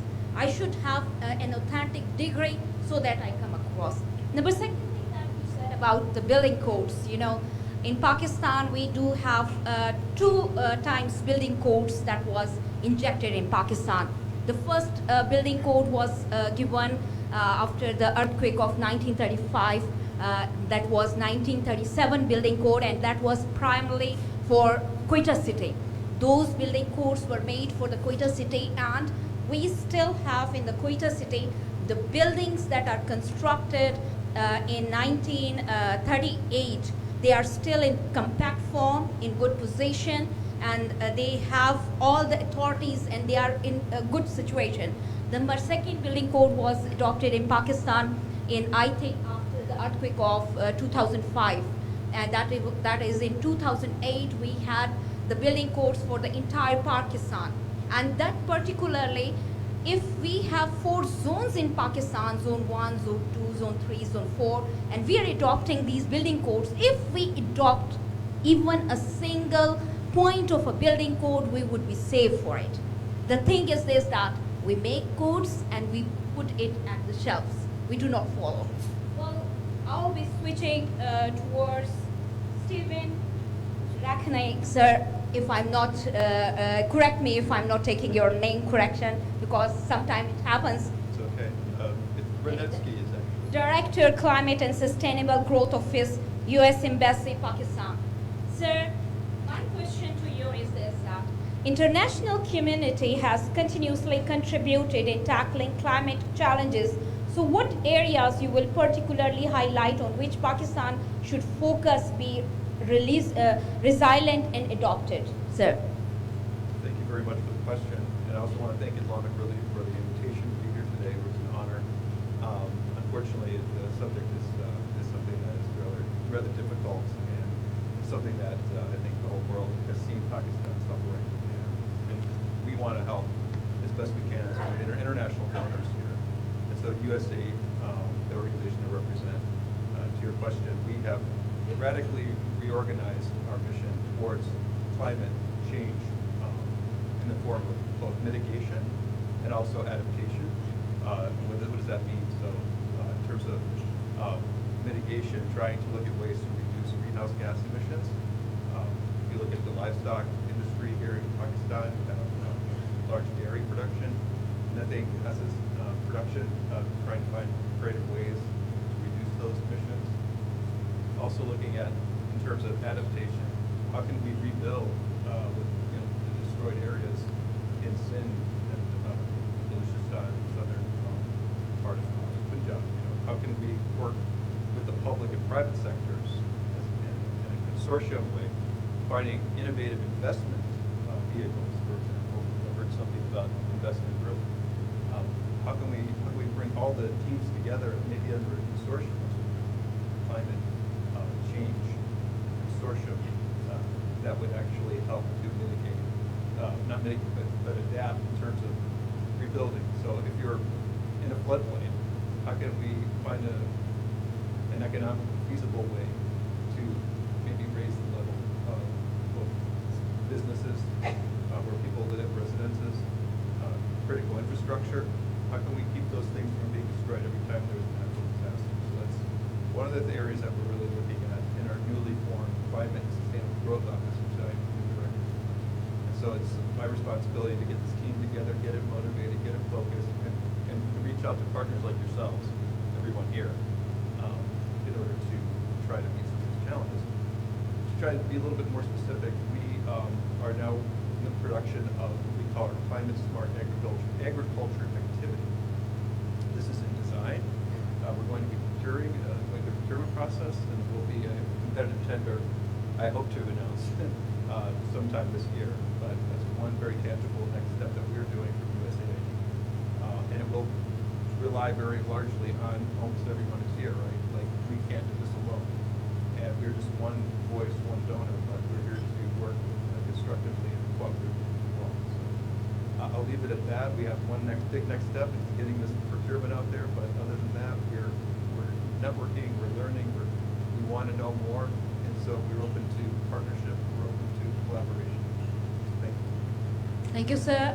No doubt, we need a collaboration. We are open with all these things if we have a good handshake with all the, or what we say that if we started with rehabilitation, reconstruction, if we reconstruct any building, so what measures should be taken that it should not be demolished in the next flood to come? This is the fact. Actually, when we start any strategy or any plan in any of the area, so we need to have certain strategies in such a way that we should forecast, not for 10 years, not for 20 years, we should forecast for a decade, for like for 100 years, so that we should face the challenges. What should, if it is like Spandiyar said that CP is observing a temperature of 60 degrees right now, so we should estimate it at our mind that if it is 60 now, after a decade it might shift towards 65, or it may shift towards 25. So we should be twiggling between if the adaptation is being taken. So that adaptation should be in a for a long run, not for a short period. Okay. Well, my next question would be my mentor, of course. I was always hesitate to ask question with the ma'am at my classroom. Now I'm very much obedient to ask in front of all you people, as she is my teacher, and I'm proud to have her over this as the Vice Chancellor of University of Balochistan. Well, ma'am, my question to you is, academia has, to Dr. Sajda Noreen, Vice Chancellor, SBK Women University, academia has crucial role in informing policies and practices across the sectors, particularly climate change adaptation. How academia in Balochistan is contributing towards the sand, ma'am, please. Thank you very much, Shazia, for asking me this question, and thank you very much, Islamic Relief, for providing me this opportunity to be here among all of you. and in this August gathering. Your question is very important as a Vice Chancellor of one of the leading universities providing higher education, particularly to female youth of Balochistan. Being an educationist, I must say that universities are meant to generate new knowledge through research. And we are trying to figure out what kind of policies that we have and what action plans that we need to adopt. In the light of those action plans, we are trying to do our research to mitigate the challenges of climate change in Balochistan. Ladies and gentlemen, let me tell you that the province which is called Balochistan, I belong from that province. Telling you the truth, we are facing severe climate change and calamities. Having population, more than 70% population of Balochistan is living under the poverty line, and this is very serious and alarming. I have those students who have come across Balochistan from every nook and corner of Balochistan, and they are in my university for higher education. The problems they are facing, it's very difficult to live there, believe me. But I'm hopeful to God. We all know that Mother Nature is terrifying, and we are at the mercy of climate and weather. As Shazia asked me about the role of academia, from school level to higher education level, we have a great responsibility to sensitize our youth and our future generations about the calamities, about the problems that we may face in future. We all are responsible for it because we have changed our ecosystem. We have left the simple living, and we have adopted those modernization in our lives. That has made our lives more difficult. So I must tell you that we must go back to our indigenous wisdom to resolve these problems. In my university and other universities of Balochistan, we are tackling with this situation through research and sensitization of youth, through seminars, through conferences, and other activities and interventions. We need to figure out where are we now, where we need to go and how to get there. At one entity we have policymakers, and at another entity we have implementers like our own selves. We are also trying to figure it out whether it was a climate change or maybe we are suffering due to any human factor, or we are facing this as a result of sixth generation warfare. Maybe it's another kind of warfare that being imposed on us by manipulating the environment. So we are trying to figure it out through our research and other activities. As far as your question is concerned, that what academia is doing doing very well, and in my university I have environmental research department, environmental studies department, which is contributing a lot, and we have established so many centers like and clubs for students to sensitize them, like Green Youth Club, Green Club. So we are trying our best to mitigate the challenges of climate change. Thank you very much. True, it is rightly said that. As a student, when we can listen foremost our teacher the most, like after the parents, we listen them, we follow them. If the teachers are there to let us learn something, we try to adopt these challenges. And you are rightly said that, as she said, that we have developed certain conferences should be built up, should be made, sessions should be created, so that there is a pathway. A gate should be created and the path should be shown, and the students are led to draw that gate, to map the world, to map their own path ahead. Well, I will be switching towards Mr. Saleh Baloch, Secretary, PHED Balochistan. Sir, my question to you is water resources in Pakistan, particularly in Balochistan, are under severe stress, where regulatory mechanisms have been failed to curb our extraction. What steps PHED is taking to secure water resources, particularly urban settings, sir? Thank you very much. I thank you, Islamic Relief, for inviting me and giving this opportunity to talk to you all. And yes, you're right. There are legal mechanism and rules and regulations to curb waste of water. But the problem there is, Balochistan is facing acute water shortage. Everybody knows, I guess. And main sources of water for earth or for a place for drinking or for agricultural purposes is glacier, rainwater, or underground water. In Balochistan, we don't have many perennial rivers. We have a couple of them. 90% we are dependent on rainwater. So our main focus is on harvesting rainwater and also conserving the groundwater for any kind of future use or need. So for that purpose, the government of Balochistan, my department, PHED, and along with the irrigation department, we are constructing check dams, recharge dams, and storage dams. Currently, there are several dams under construction. A couple of them are under construction, and especially for water-stressed districts.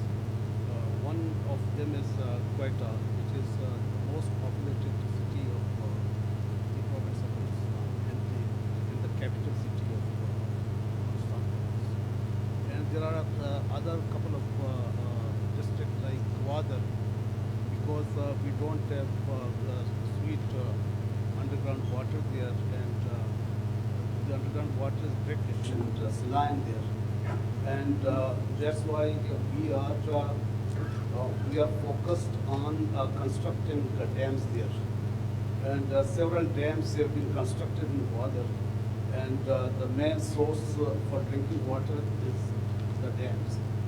And maybe you have heard the name of Akra Core Dam and Sabat Dam, Shadi Core Dam, and Basol Dam and Ormada, that is under construction. And for Quetta, we are mainly dependent on underground water. Currently, the demand of Quetta, drinking water demand, is around 60 million gallon per day.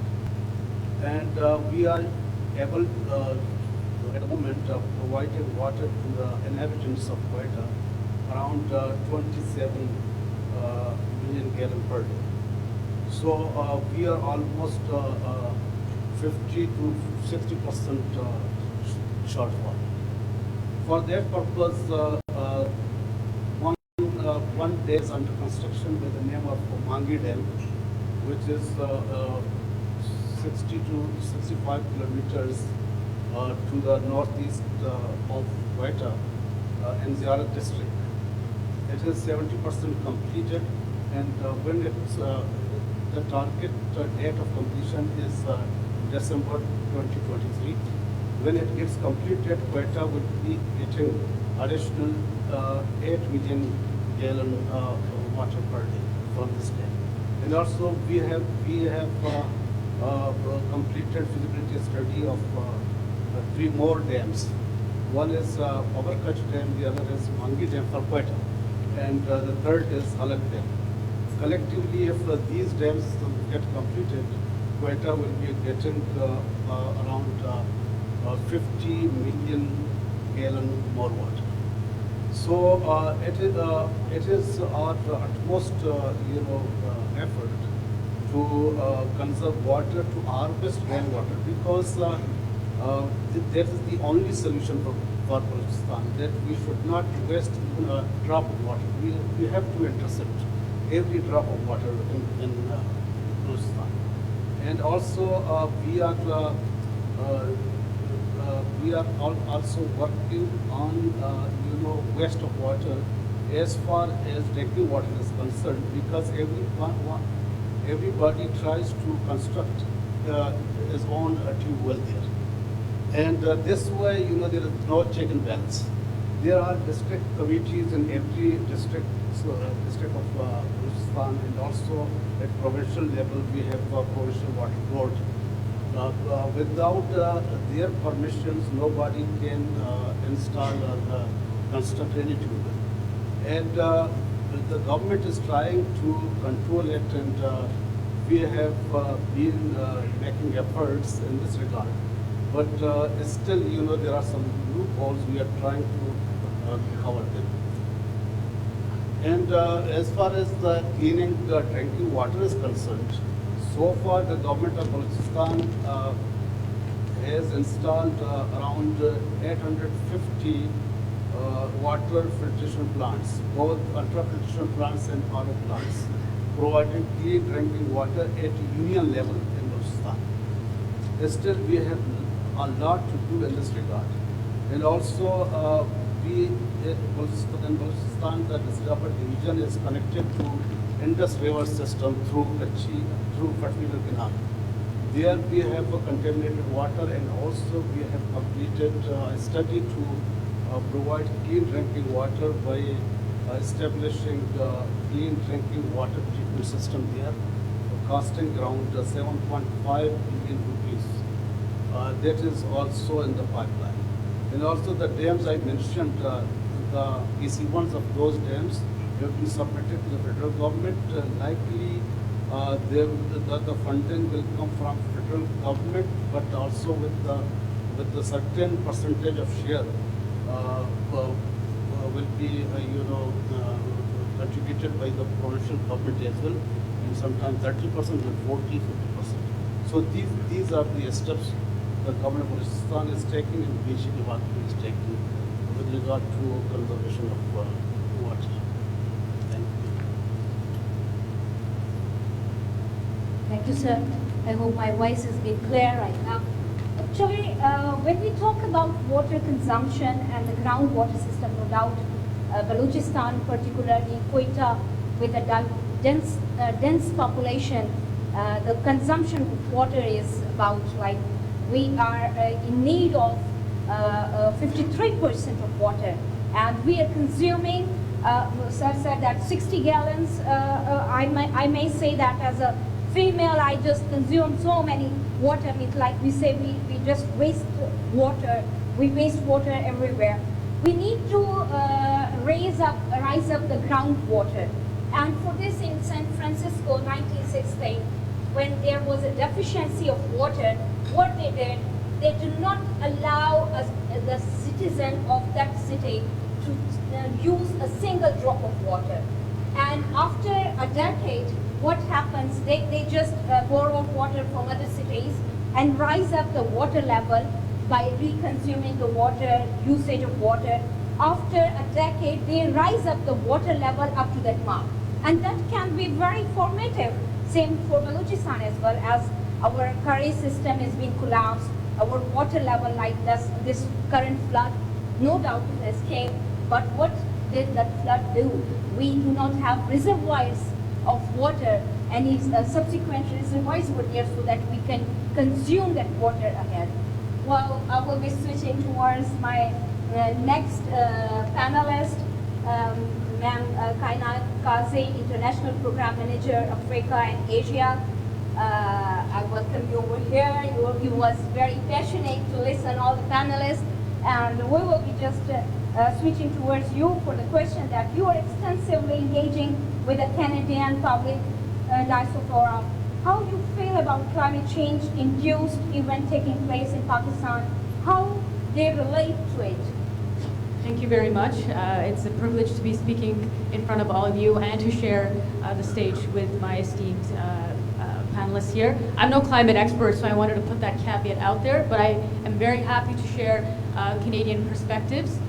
So I'm up here representing Islamic Relief Canada, and the first thing I wanted to mention is actually when the floods hit last July, I don't think there was much awareness about it. I think even locally it wasn't very much in the news.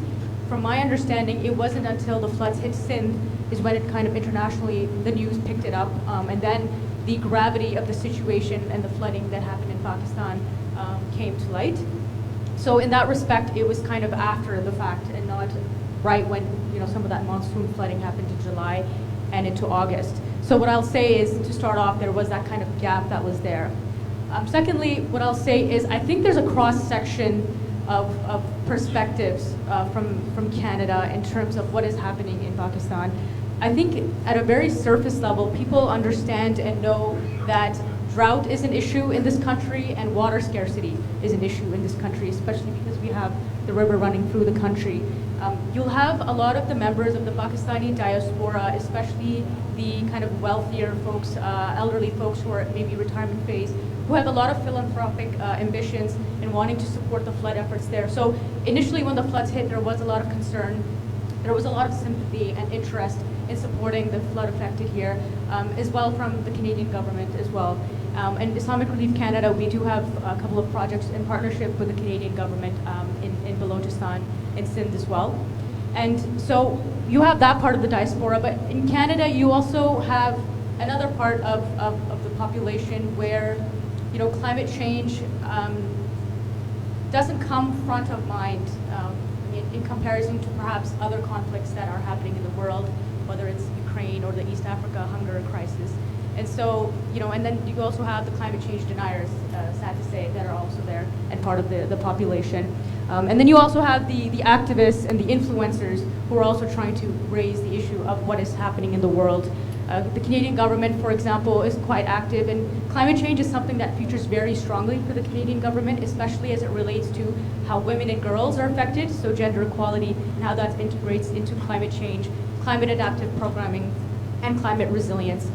For example, the Canadian government has an Environment and Climate Change Youth Council, so that emphasizes the interest in uplifting the youth, Canadian youth, in tackling climate change issues. And the final thing I wanted to say on this question is that I strongly believe to raise awareness about climate change and what's happening in these parts of the world, we need to make the language around climate change a lot more digestible, a lot more palatable.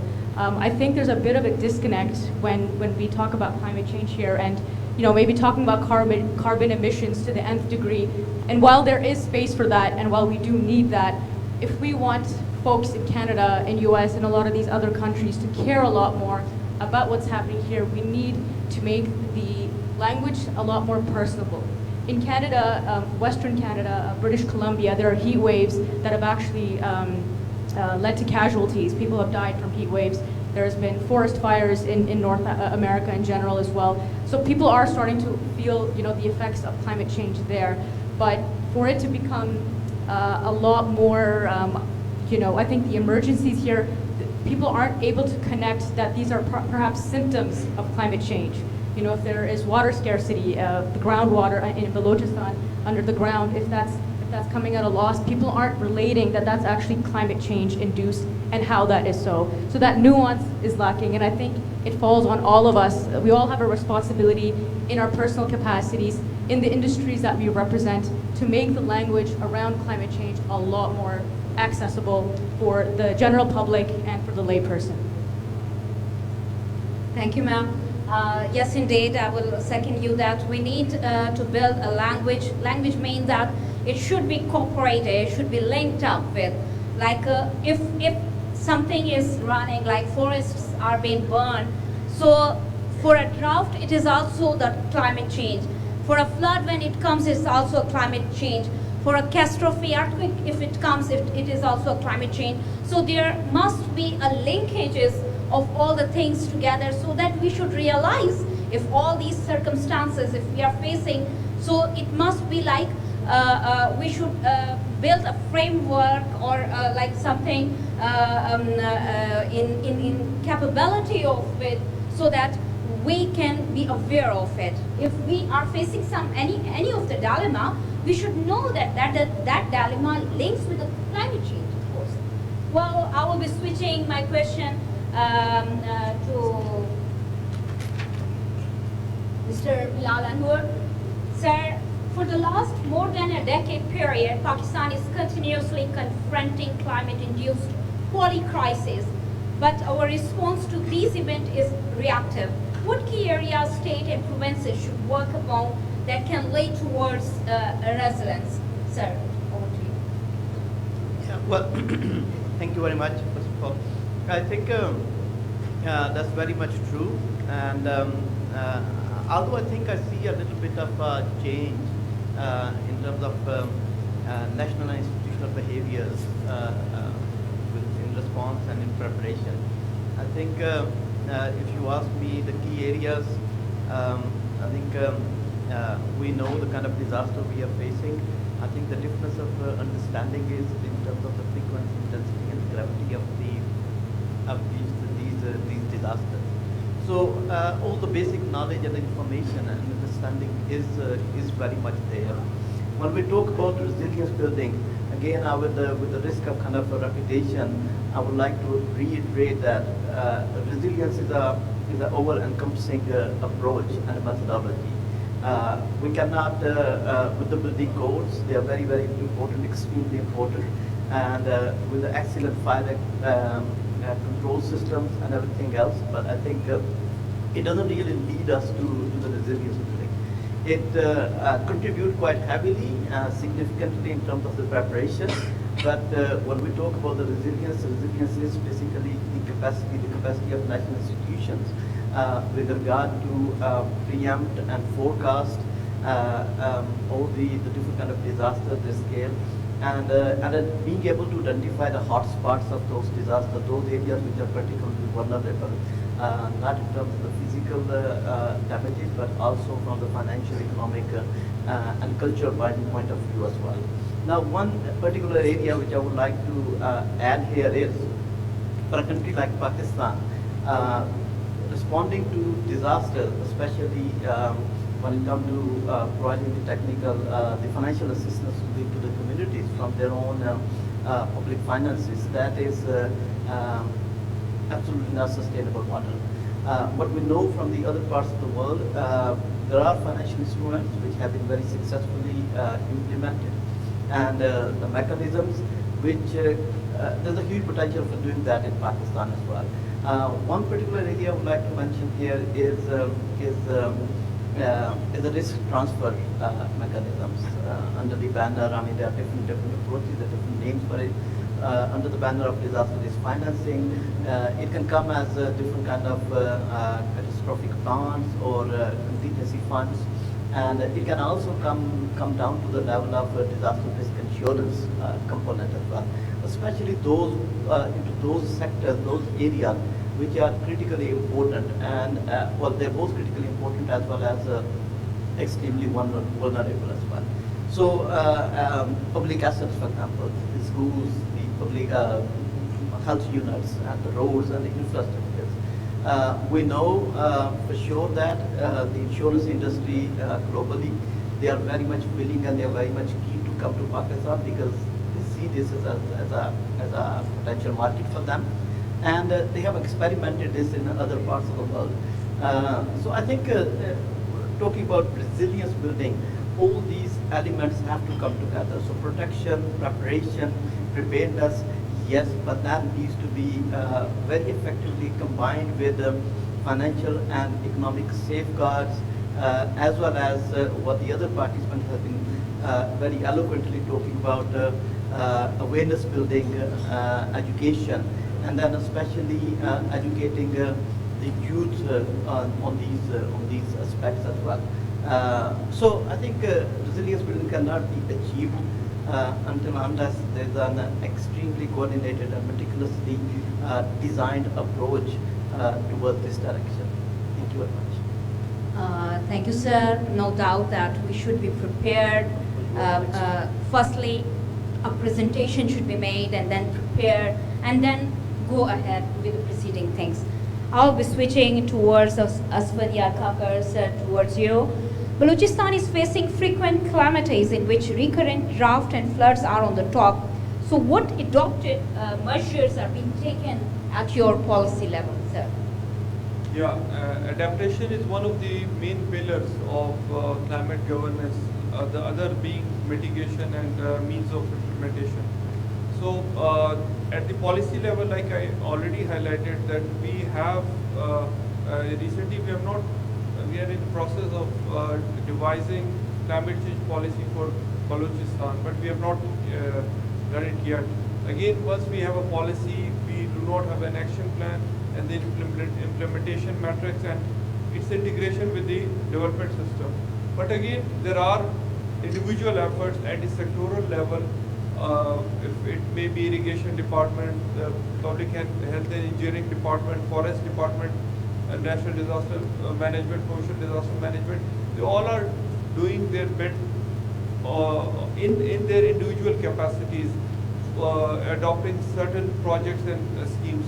But again, at the policy level, we do not have any structured policies backed by empirical data that we may adopt for having like a promise has its own context.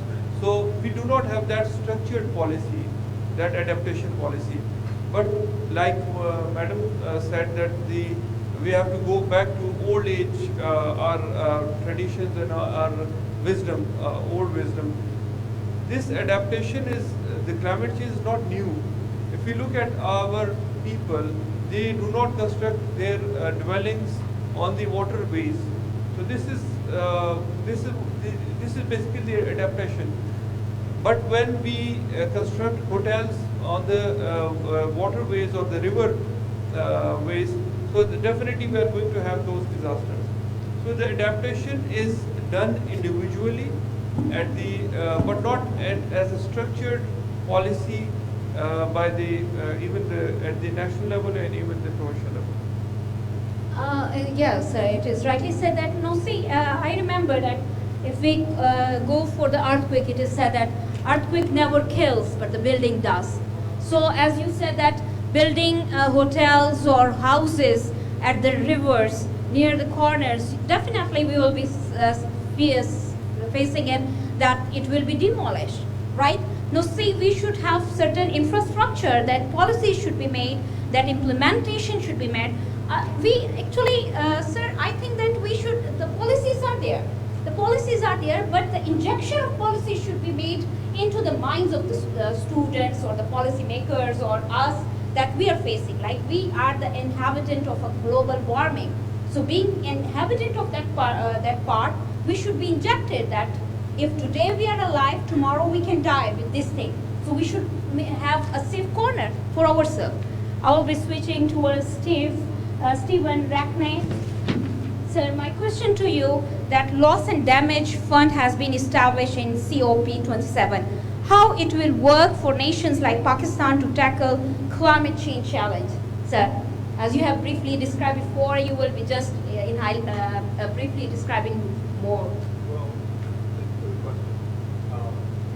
There's also this recent, I'm looking at there's a number of made by international countries trying to reduce the effects of all the disasters. One of the tangible things that we're doing at the USA, well, in partnership with the USF, is called the U.S.-Pakistan Green Alliance. So you talked about a framework, a potential framework, but that's something we see as a potential framework for convening, bringing together partners, so we can channel some of the commitments that were made by the international community in COP27, for example. Where is that funding going to go? You know, we believe that some of that funding can be channeled through a framework, and we believe that the framework that we think would be a good one is the U.S.-Pakistani Green Alliance. So I strongly encourage all of you to go ahead and Google that, look more about the Green Alliance. Also, some of the funding that we're going to have for our future programs, climate change-related programs, is going to come from those commitments as well, because they're going to run through donors as well. So just stay tuned for more information, because it's going to take some time to pivot these big ships away from things that they were funding in the past and what they're going to be funding here now. Okay, thank you, sir. I will be just switching towards Dr. Sajda Nouri. Ma'am, universities have another role to build the future generation for challenges like climate change. So how it is being prioritized to engage and connect youth and climate change challenges? Thank you very much, Shazia, for asking this very important question. In Pakistan, we have 65% of people who are in the category of young people. We have a great bulge of youth in Pakistan, and the same situation is with Balochistan. So our main concern is to engage this youth, to sensitize and to take the challenge bravely and to find out the solutions of all these problems related to climate change. First of all, I must tell this to my respected audience that in Pakistan we are contributing only 0.9% of greenhouse gases to emission to the globe. But still we are facing these climate change problems. Particularly in Balochistan, we have witnessed the torrential rains after drought. We need to figure it out what role our academia and students can play to resolve the issue and to tackle this situation. I must emphasize that there is a strong need to engage our youth, and practical steps and tangible steps needs to be taken, by providing practical knowledge about green technology and climate change to our youth, and engage them to make framework in the light of those policies that we are adopting at national level and provincial level. So we need to engage them. And being here, it's a great opportunity for me as an academician and a vice chancellor of a prestigious institution and university. My fellow colleagues from Balochistan and from government of Balochistan, I invite them that we are there, our researchers are there. We can share the results of our research with you people to make more better policies and give us frameworks for the implementation and with the help of our youth and students. Thank you. Thank you, ma'am. As you said that students should be involved, I think particularly MPhil and PhD students should be involved. They should be given projects so that they go and do research work and should bring up biased data for the calibration of it. Switching towards Mr. Saleh Baloch, sir, clean or drinking water in Balochistan has been condemned, that depriving communities of the basic right. To what measures are being taken to mitigate this trend? Sir, we will be having a precise review of yours. Thank you. Yes, you're right. Clean drinking water is an issue there. And recently, PCRWR during the flood conducted, lab tests for the water in Nasirabad. In the test reports, pathogens were found, like E. coli and other microbes. And the government of Balochistan in this connection, as I told you, that already we have installed around 860 water filtration plants, both ultrafiltration plants and RO plants. And at a divisional level, we have 8 administrative divisions in Balochistan. At divisional level, we are establishing 8 labs, each at every divisional headquarters for water. We are establishing water lab test so that we test water there wherever microbes or pathogens are found, and we go for the treatment like chlorination process takes place to kill these microbes to provide clean drinking water. And also, there is I earlier mentioned that and there is a big project is in the pipeline for providing a water treatment system in 3 districts of Nasirabad, Jafarabad, Nasirabad, and Sobatpur, and also some parts of Sindh. Thank you, sir. I will be having only one question from the worthy audience. You will be amazed to say that, ma'am, we have been listening for the last 1.5 hours, and in the last round, I don't know why we are in a hurry sometimes. So I will be having the single voluntarily question from the audience, and would be having a brief. Yes, sir, please. Sir, we are lucky to have you as a one only question. A very fruitful discussion, very highly technical people. My question is from the panelist. We have the best laws in Pakistan, and I've listened to everyone, especially comparison of the states and Pakistan. We have the best laws. What I think, there is no issue of the awareness. The people are well aware. I will just give an example, like Aspat Saab and many other belongs to the same area of Juniper, where there is a 2 feet of the snowfall, and they don't have the alternate source of energy. So it's like that.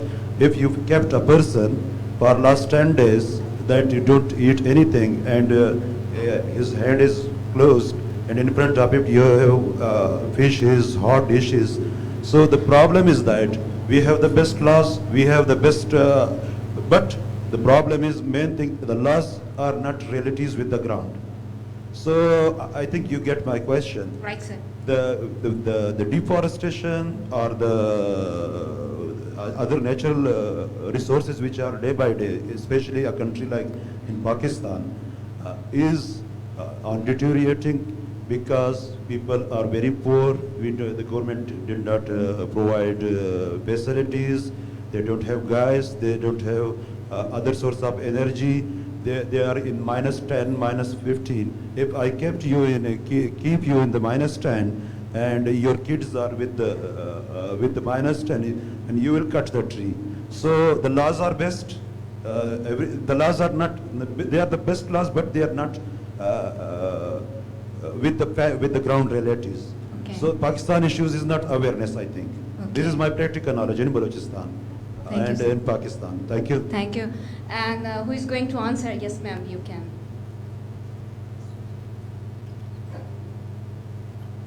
Thank you, ma'am. Thank you very much. My brother has asked very good question and with an insight. I must tell you that you are very right that when people don't have renewable energy knowledge, they cannot do anything. So here comes the role of academia and researchers that through research they will find out the other sources of renewable energy and how to use those sources. This is the need of time. I think from this point we need to think about our future and what kind of other resources that we can use to make our lives more comfortable. Thank you, worthy audience. I thank you all and all the panelists. We have been energized rather and elated with the enduring effects of the climate change, I think. I highly appreciate the valuable contribution of honorable panelists. I hope the responses and recommendation made during the discussion make part of the transformative agenda being pursued at national and professional level. Thank you for hearing me a lot. Thank you, Farah, to give me stage. I'm handing over to you again. I request the worthy panelists to join their seats back. Thank you, sir.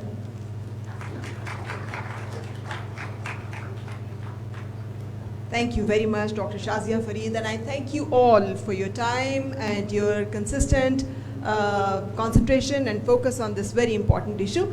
And let's move forward. We are honored to have our guest of honor today. They are here in this National Conference on Climate Change, Race Against Time, which is organized by Islamic Relief in collaboration with Islamic Relief Canada. So we are honored to have amongst us Mr. Khosrow Sharifov, who is representing UNDP. Throughout its existence, UNDP has studied developmental challenges of Pakistan and brought forth multidisciplinary solutions to the problems. And UNDP has been catalyst in generating climate change discourse within Pakistan. So I would like to request Mr. Khosrow Sharifov to deliver a speech, particularly on climate change and 4R framework. Ladies and gentlemen, please put your hands together to welcome Mr. Khosrow Sharifov, Senior Technical Advisor, Climate and Disaster Resilience, UNDP.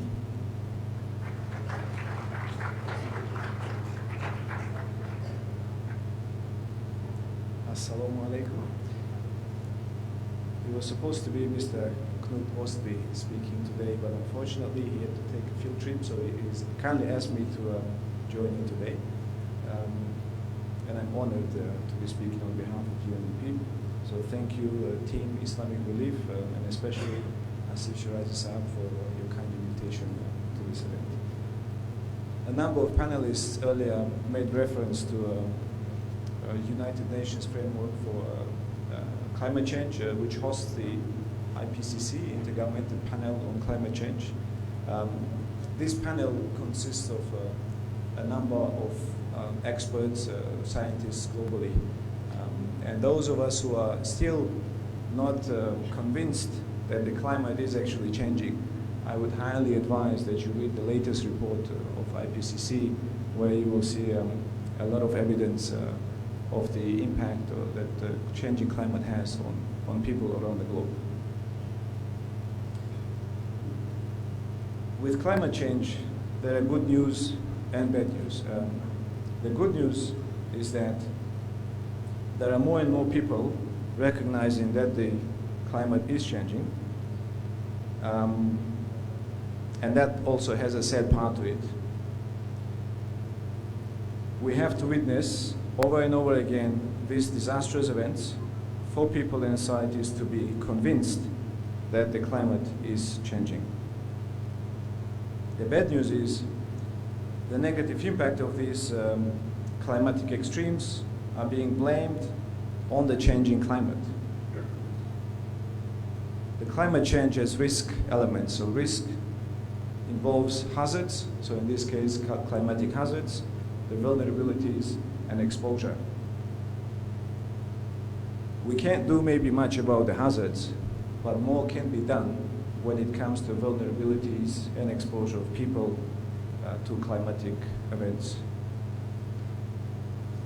In terms of UNDP's work, just to highlight a few points. UNDP, together with the United Nations system, in close partnership with experts from the World Bank, Asian Development Bank, and European Union, supported government of Pakistan with a post-disaster needs assessment, which is also referred to as PDNA.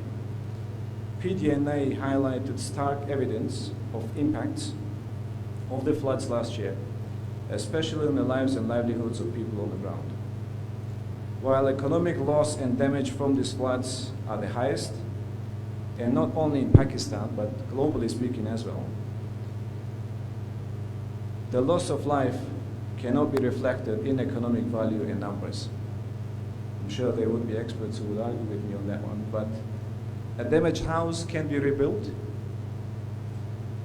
A life lost will have lifelong impact and consequences to the family members. To complete the circle of the assessment and the needs, together with the core group members, including UNDP and the UN system, World Bank, ADB and European Union, we continued our technical support to the government of Pakistan and developed the Resilient Recovery, Rehabilitation and Reconstruction Framework, which is also referred to as 4RF. The 4RF was presented last week at the International Conference in Geneva, which was hosted by the Prime Minister of Pakistan and United Nations Secretary General. The support and pledges made at this conference by countries, IFIs, and all other development partners who attended exceeded all the expectations that we had as organizers as well. This is the evidence of a true solidarity in action. Going forward, we need to consider 3 key points. Implementation of 4RF, which has a lot of recommendations in terms of building resilience and supporting recovery interventions at the community level, need to embrace really, truly resilient features in all projects while considering increasing impact of the changing climate. Secondly, all interventions need to have strong accountability to affected population. Top-down interventions can help to bring science closer to people, but we also need to find time to listen to those who are impacted by disasters and the floods last year to make sure that their needs are properly reflected in our response and recovery interventions, especially those who are disproportionately affected by these floods, such as poor, women, children, and other vulnerable segments of the society. Lastly, climate change is here to stay, at least for a while. Therefore, there is a need to invest more in research and use science to inform resilient policy making and ensure that development is risk-informed. Some of the panelists actually made reference to this. How do we make our policies informed by the risks posed by climate change? And that's easier said than done. Vulnerabilities at the community level are the highest, and they will keep increasing, requiring tailor-made adaptation solutions based on solid climate risk assessments. And resilience doesn't have to be always reflected in grey infrastructure. This is some of the arguments we've been having developing the 4RF with government. In some cases, maybe applying nature-based solutions will have a longer impact, whereas, for example, the grey infrastructure will require constant investment and monitoring, while nature-based solutions actually strengthen over time by themselves. For example, trees grow and become more and more stronger, right, in terms of prevention that they provide. This work and the needs that communities have highlight the important role that NGOs such as Islamic Relief can play in building resilience at the community level. At UNDP, we have strong partnership with Islamic Relief, working on the ground as we speak, supporting resilient flood recovery of households and communities. We look forward to build on this partnership and work with government of Pakistan and all development partners to continue building resilience of communities in Pakistan against floods and the changing climate. Let's not race against time, but take action. Shukriya.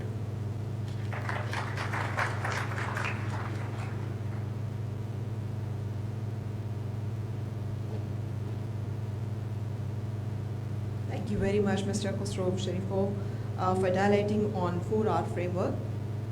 And as I was mentioning, today's national conference is being organized by Islamic Relief with collaboration and support from Islamic Relief Canada. And we are privileged to have with us Her Excellency Leslie Scandon, the High Commissioner of Canada to Pakistan, and the climate change adaptation work being done by Islamic Relief in Balochistan has been graciously supported by Canadian public money.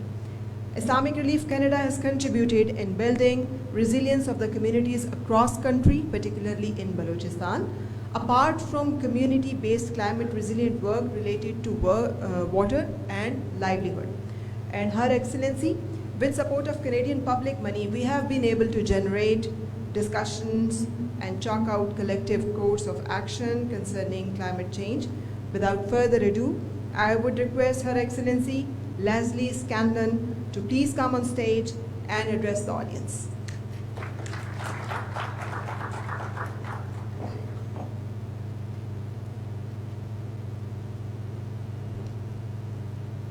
So much of what was said on the preceding panel makes me want to comment on everything, because there's just so much to say, but because of time, obviously I won't.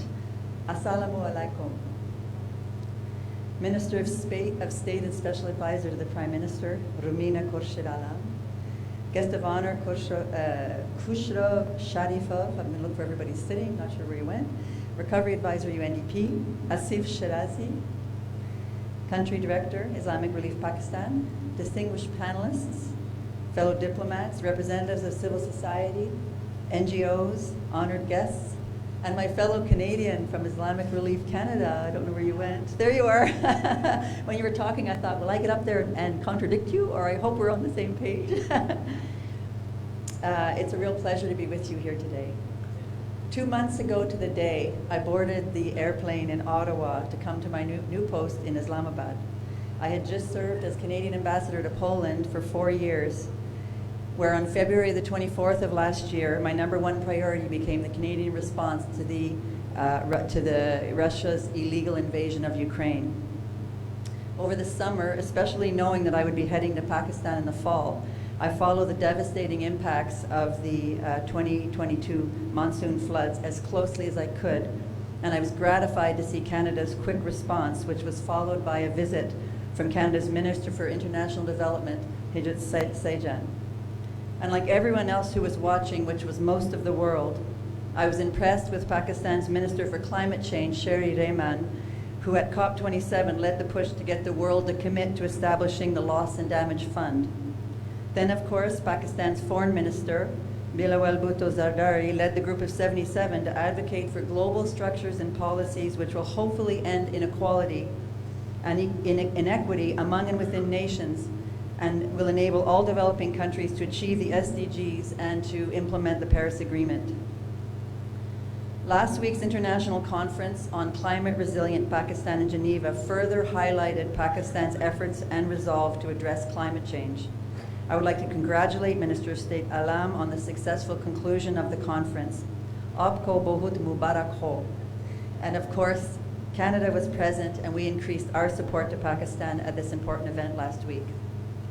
If you will permit me, as we are just meeting for the first time, and this is my first public speech other than small speeches up in Gilgit, Baltistan, and Chitral, I wanted to share that while I was ambassador to Poland, I initiated a project at the Canadian Embassy, Warsaw, that led to our embassy, with the help of all staff, being the only embassy in the entire network to get a Gold Standard Award for environmental sustainability.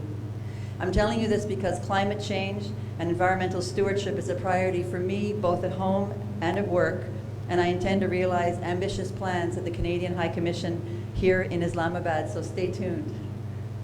Today's event is a timely effort to highlight the issues and challenges faced by the people of Pakistan, particularly in remote areas like Balochistan. And I should add that, like countries all over the world, Canada, as my colleague mentioned, Canada experienced plenty of severe weather events in 2022 alone, from hurricanes to substantial snowstorms, drought, flooding. In September 2022, Atlantic Canada felt the wrath of Hurricane Fiona.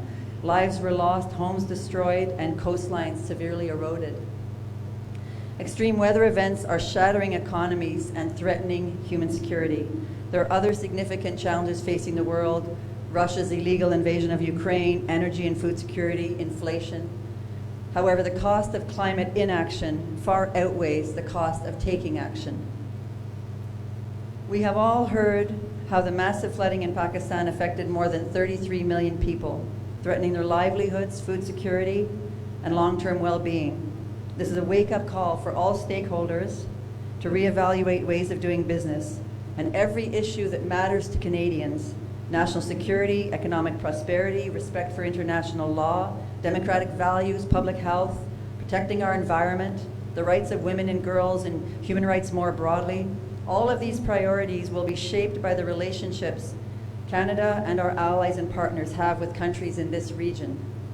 While I have not yet visited the worst affected areas in Pakistan, I have just returned from a visit to the northern areas where we witnessed the impacts of climate change and last summer's terrible floods, which included bridges that are still being built, a lack of snow, which is very unusual at this time of year, and of course a lack of water. And that's not just because there's no water, it's because the bridges have been ruptured and the water mains are ruptured, and so the lack of resources in these towns is just striking. We are already planning for in-person visits to the worst affected areas to follow up to Minister Sejan's visits of last fall. And I have to say that in every meeting I had with elders of the communities we were visiting, climate change and the impact on their community was raised with me, in addition to education, health, and other challenges. But climate change is the #1 issue that was consistent across the board. During his September 2022 visit, the Canadian Minister of International Development, Sejan, stated that Canada is committed to helping the people of Pakistan as they continue to recover from the widespread devastation caused by the country's worst floods in recent history. He went on to say that because climate change is affecting the frequency, duration, and intensity of weather events worldwide, it is essential that we support countries working to adapt to climate change and become more climate resilient so that they are better prepared for these events and to lessen the events' impacts on communities and individuals. His visit to the most affected areas in Sindh and KP in September 2022 was a testament to his and Canada's commitment to continued support to Pakistan. Canada remains committed as Pakistan seeks to rebuild and recover from the worst natural disaster, obviously, in Pakistan's history. And I wanted to say that it's not just the Pakistani Canadian diaspora in Canada that's contributing financially to when there's public matching government funds. It's Canadians broadly. It affected everybody, I think, and Canadians are concerned about climate change. And I do think that, as you're right, when the news trickled through, I think Canadians across the country were really engaged. In the fall of 2022, Canada committed $33 million, and I'll tell you, anytime I mention dollars, I'm talking Canadian. So you can do the math yourself. To support Pakistan's flood relief response and recovery, including a matching fund of $7.5 million with the Humanitarian Coalition. This initial support was focused on life-saving services such as emergency food and nutrition assistance, emergency cash and voucher assistance, as well as water, sanitation and hygiene, and health services. To demonstrate Canada's continued commitment to Pakistan's recovery, last week in Geneva, Canada announced an additional $25 million in development assistance to respond to flood recovery and climate reconstruction needs in Pakistan, bringing our total flood response to $58 million. My government is dedicated to working alongside the international community in this post-disaster context and exploring the best mechanisms for flood recovery assistance and climate resilience to support essential services and reconstruction in Pakistan. Commitments from the world community can only be fruitful with actions that are taken in partnership with vulnerable communities and obviously other helping entities such as NGOs and others. Efforts from our trusted partners like Islamic Relief ensure that timely action is taken, as building community resilience is the key to creating long-term impacts in the lives of the communities who have been most affected. Canada is proud to support and partner with Islamic Relief and Islamic Relief Canada. I'm told that Islamic Relief Canada's flood relief work on the 5 projects that you referred to and their in-kind support have totaled approximately $6.2 million, including Global Affairs Canada and Humanitarian Coalition support, reaching nearly 15,000 families, which equals about 105,000 beneficiaries. Priority has been given to women, children, people with disabilities, the elderly, and other vulnerable individuals. With this support, Islamic Relief Canada has reached over 560,000 individuals through wash assistance, health services, the construction of shelters, winterization kits, livelihood development projects, and the distribution of food. It is encouraging to see the hard work and determination that Islamic Relief and Islamic Relief Canada have placed on addressing the deep-rooted issues of poverty, water, sanitation and hygiene, food security and livelihoods, health, orphans and women's empowerment, as well as disaster risk reduction and climate resilience. Islamic Relief has wholeheartedly worked to reach out to the most in need in every major emergency. The monies generated from the generous contributions of the Canadian public have also enabled Islamic Relief Pakistan to reach 221,793 people in sectors of humanitarian and development. That's a very precise number. Not sure how we measured that, but through the funds from the Canadian public, we are happy to see that Islamic Relief was able to construct water supply schemes, both solar and electricity powered, construct water reservoirs, water ponds to store water for agriculture, and green tunnels to support off-season vegetable production, critical during dry seasons and harsh climate during winter and summer seasons. Also in response to the earthquake in Balochistan, Canada distributed transitional shelter kits and multi-purpose cash grants and rehabilitated wash facilities. Canada is committed to helping the people of Pakistan as they continue to recover. Because climate change is affecting the frequency, duration, and intensity of weather events worldwide, it is essential that we support countries working to adapt and become more climate resilient so they are better prepared. Moving forward, it is of the utmost importance to remember and to address the needs of women and girls while making resilience plans for the country. Canada played a significant role in the adoption of a gender action plan at COP23 in 2017 and in the most recent COP27 held in November 2022 by bringing women's voices to the table and offering negotiation training sessions for new female climate change negotiators. Canada's Feminist International Assistance Policy promises measures to support women's leadership and decision-making in climate change mitigation and adaptation efforts. In line with our Feminist International Assistance Policy, at least 80% of climate finance projects integrate gender equality considerations in recognition that women and girls are powerful agents of change. Canada recognizes that urgent action is needed to address the interconnected crises of climate change and biodiversity loss, which disproportionately affect the poorest and most vulnerable. We will continue to work with our partners to embed climate action and recovery efforts to build back better, especially following COVID-19, which also disproportionately affected women, and to create economies and societies that are stronger, more sustainable, resilient, and equitable than before. Canada has fully delivered on its 2015 commitment to provide $2.65 billion over 5 years to help developing countries transition to low-carbon, climate-resilient economies. And we doubled our international climate finance commitment to $5.3 billion over 5 years, and that's a 2021 to 21-26 cycle, to support developing countries' transition to low-carbon, climate-resilient, nature-positive, and inclusive sustainable development. This commitment dedicates 40% of funding to climate adaptation projects and a minimum of 20% of funding to projects that leverage nature-based climate solutions that contribute to biodiversity benefits. And to return to my trip up north, I visited a passive solar greenhouse that was funded by Global Affairs Canada with the support of the Aga Khan Rural Support Program. And there is a woman in this small town who applied for a grant to build a passive solar greenhouse. And so I was lucky enough to see the only tomato ever grown in Gilgit-Baltistan at this time of the year, and it was this gorgeous, robust tomato. And this wonderful woman who is supporting her community and her family is also selling seedlings that she's growing in this greenhouse so farmers can start their summer cycle earlier and have more yield. It was just super impressive, and these are small dollar projects that make such a difference, and this was a woman entrepreneur. On January 10, 2023, Canada released the Indo-Pacific Strategy, which specifically mentions Pakistan in the context of climate change and with regard to strengthening people-to-people exchanges as well as strengthening international assistance. As per the strategy, Canada committed to continue to provide critical humanitarian assistance, especially in times of crisis such as the recent floods in Pakistan. Our Indo-Pacific Strategy puts forward an ambitious, comprehensive, and integrated policy framework for Canadian engagement across the region. It is supported by dedicated new investments totaling nearly $2.3 billion to enable unprecedented engagement from across the Government of Canada, all agencies and departments.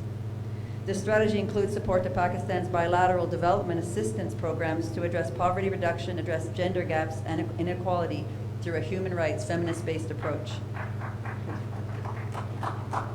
As part of this strategy, a new program called Disaster Risk and Resilience Support, $52.4 million over 5 years, will help reduce the number of disaster-affected people, damages to important infrastructure, and direct economic losses. I look forward to seeing how these new initiatives roll out, and when I was meeting with communities across the northern areas, I was inviting them to do their research.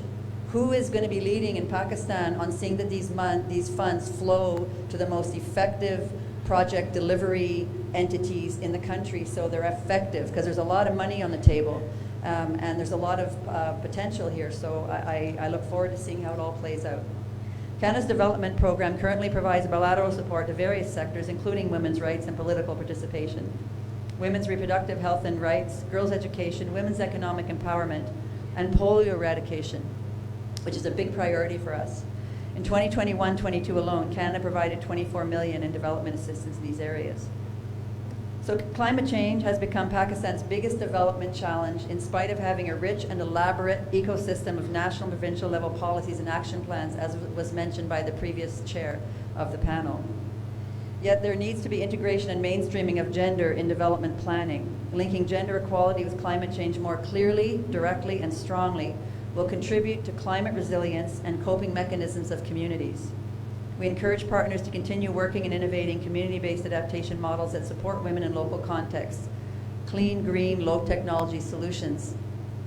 Finally, today's debate among experts, stakeholders from different provincial, national departments, and stakeholders on the climate impact in Balochistan is a learning opportunity for me, since this is my first engagement with partners on this issue in this country. And it will prepare me for my visit to the most affected areas. I think we're going next month. Thank you to Islamic Relief for including me in today's conversation. I got a call when I was, I don't know where, freezing somewhere, and I got a call saying, would you agree to go and give a speech? And I said, sure, sign me up. So I just got back, so I'm sorry I arrived a bit late this morning because I just got back from 2 weeks on the road 2 days ago, so I'm delighted to be here. And thank you to all the speakers on the previous panel for generating insightful debate on the holistic approach required to tackle climate change. Aap sab ki tawajjo ka shukriya. Thank you.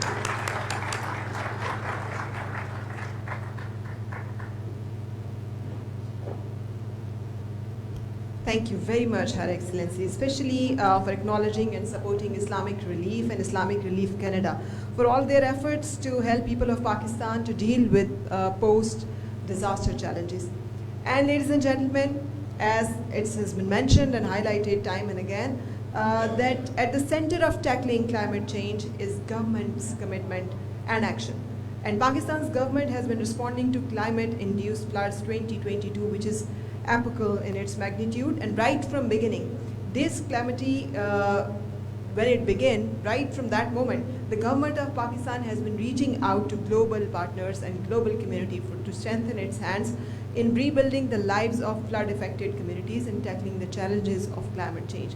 Outcome of COP27 and Loss and Damage Fund and the International Conference on Climate Resilient Pakistan held in Geneva is manifesting the intent of Pakistan government to address the crisis in holistic manner. So I would like to now call upon stage the Honorable Minister of State and Special Advisor to Prime Minister of Pakistan and Convener on Sustainable Development Goals, Ms. Romina Khurshid Alam, to please come on stage and present conclusions and recommendations of this conference. Ladies and gentlemen, Ms. Romina Khurshid Alam. Bismillahirrahmanirrahim. Very good afternoon. Mr. Sayyid Asif Shirazi, CEO of Islamic Relief. Honorable Mr. Raza Kazi, Her Excellency, we welcome you in Pakistan. It's great to have you.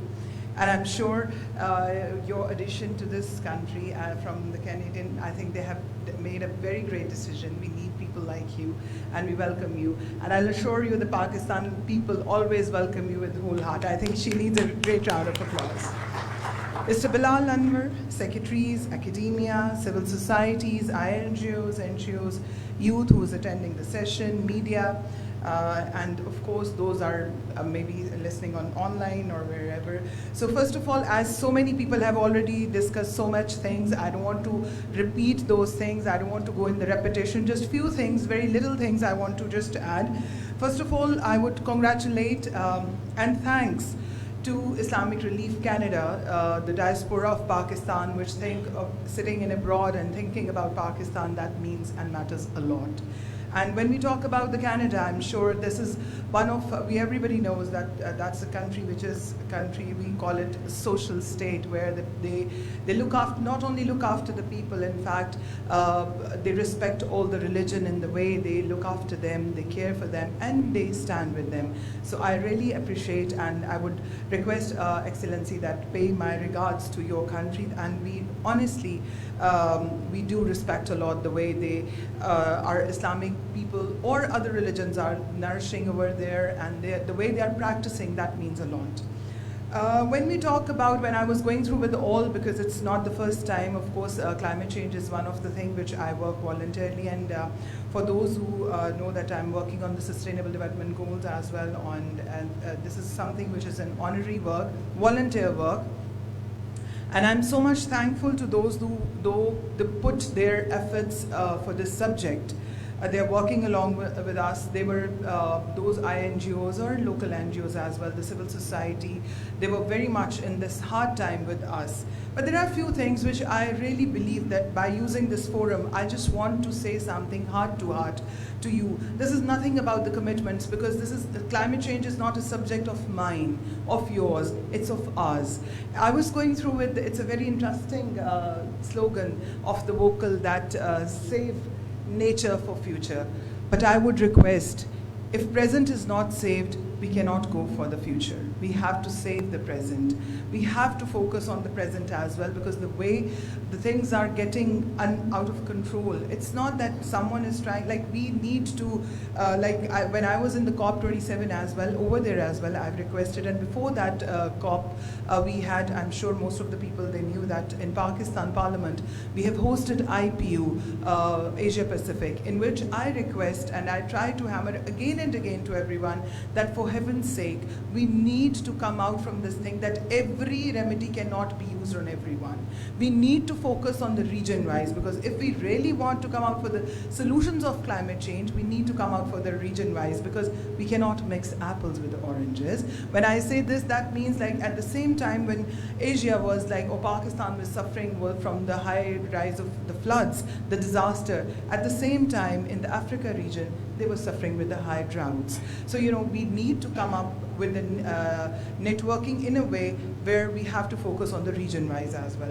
When we talk about the Balochistan, I'm really, of course, we all know that Balochistan is suffering a lot, but I think when we go for the future technology, but there were a few things which were happened in the past, like I don't know the specific word in English, but I really want to call it that Kares system.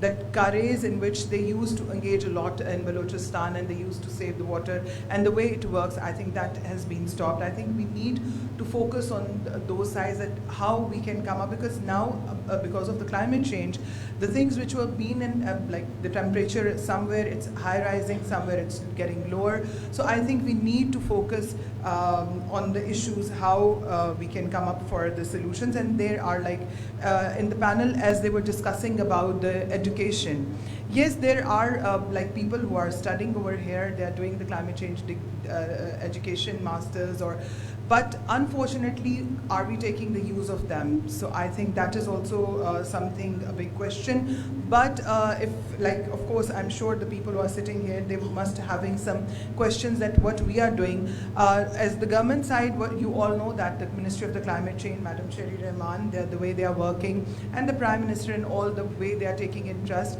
but that is in front of all. But from the side of the Parliament and from the side of SDGs, I want to assure you that we are trying our level best to get the interaction nationally and internationally, and on the provinces as well. Like every year we do the national meetup. Just in July we had the national meetup in which we have tried to engage the provinces and our two legislative assemblies like AJK and GB, that how we can come up with the solutions, what sort of technical supports we can provide. And we all know that there are some hurdles when we talk about for the provinces, that they are suffering in that. But of course we need to have the long-term approach, but I think we need to categorize it like the short-term, mid-term, and the long-term and the timelines and how we can get. And then, of course, on one thing which I believe that NGOs are also sitting over here and other people, that Pakistan or other countries who are suffering because of the climate change, of course we said that we are not the ones who are being the cause of the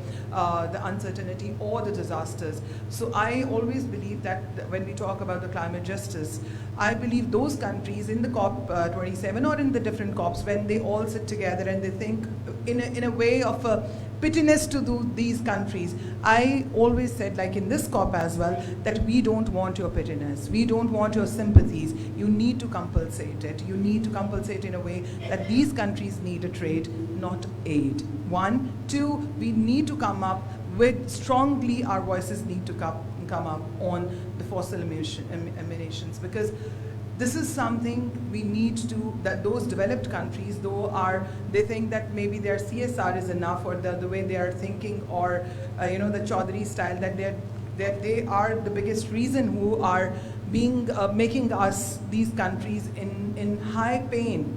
Like, we cannot forget, like in the floods, so many children, like 60,000 plus women, they are pregnant and they don't have any roof now.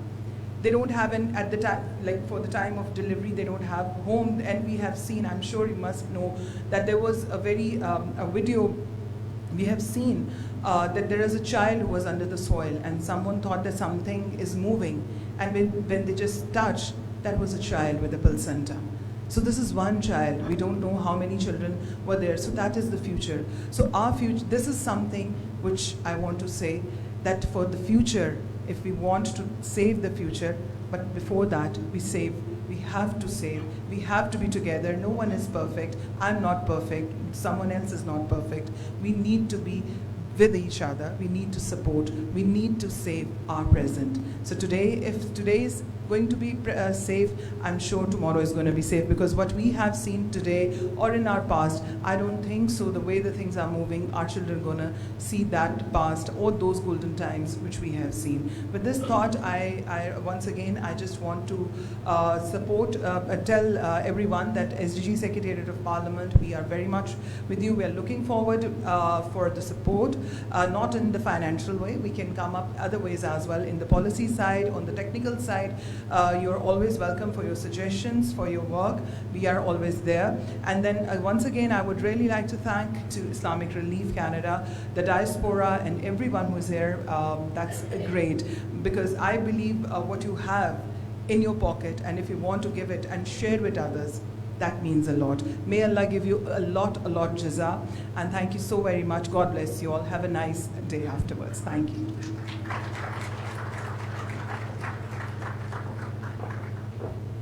Thank you very much, Romina. I would like you to stay on stage, please, because I'd like to call upon stage Mr. Asif Shirazi, Country Director, Islamic Relief, Pakistan, to please come. And I'll invite Ms. Romina. Ms. Romina, to please come on stage and receive your shield as a token of appreciation for participating in Islamic Relief National Conference on Climate Change.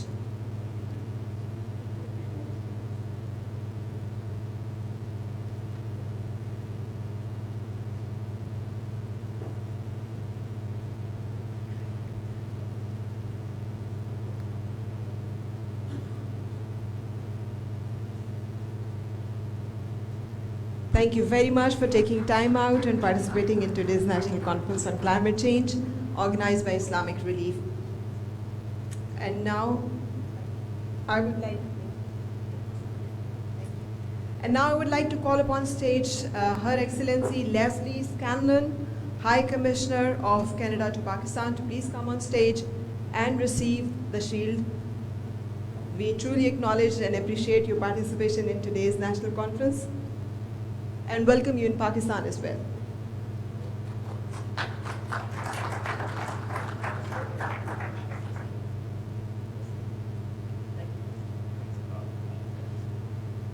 Thank you very much, and I'll call now Mr. Khosrow Sharifov, Senior Technical Advisor, Climate and Disaster Resilience, UNDP, to please come on stage and receive his shield and memento.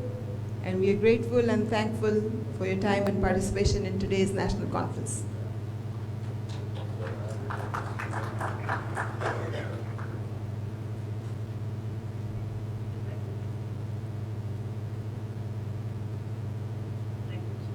Thank you, Mr. Asif Shirazi. Thank you very much. And now I would like to request Her Excellency Leslie Scanlon again to please grace the stage. We would like you to give away some of the mementos to the participants who participated in today's national conference. Thank you very much. I request Dr. Shafiqur Rahman, Vice Chancellor, University of Balochistan, to please come on stage and receive his memento.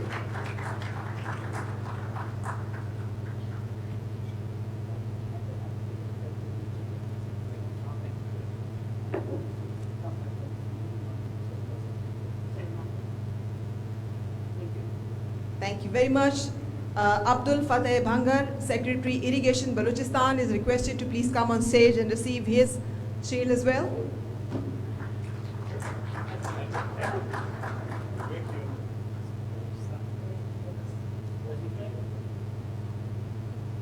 Thank you very much. Director General, PDMA Balochistan, Mr. Naseeb Nasir, please come and receive your shield.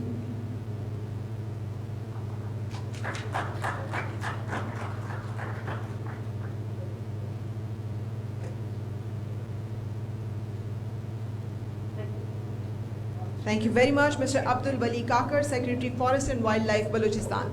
Please come on stage and receive your memento as well.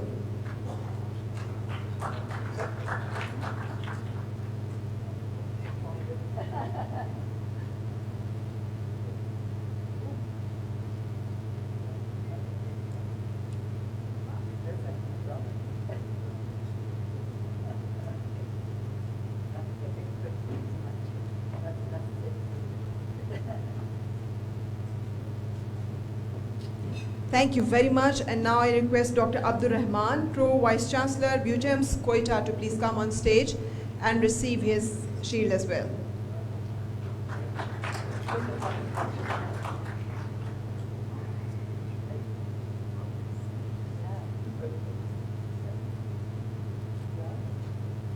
Thank you very much. I request Mr. Niaz Kakar, Project Director, 10 Billion Tree Tsunami Program, Balochistan, to please come on stage and receive his memento as well. A very long question, which Mr. Niaz Kakar asked.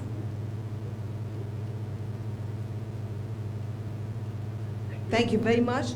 Amanullah Rin, Director Planning, PDMA Balochistan, is also requested to please come on stage and receive his shield for participation in today's national conference.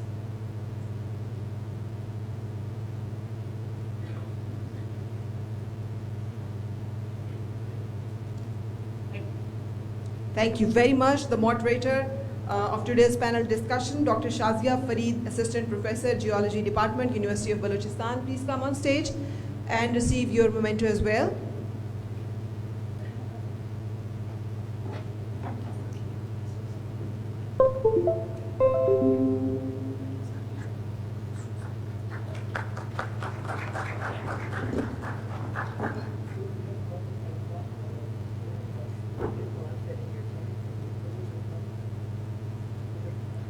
Thank you very much. CEO, NDRMF, Bilal Anwar, please come on stage and receive your memento as well.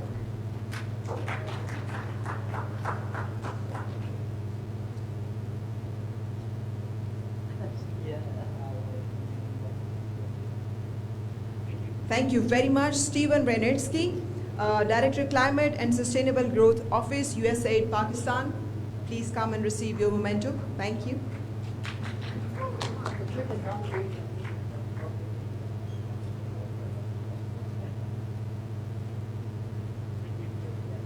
And Kainat Qazi, International Program Manager, Islamic Relief, Canada. Please come on stage and receive your memento as well.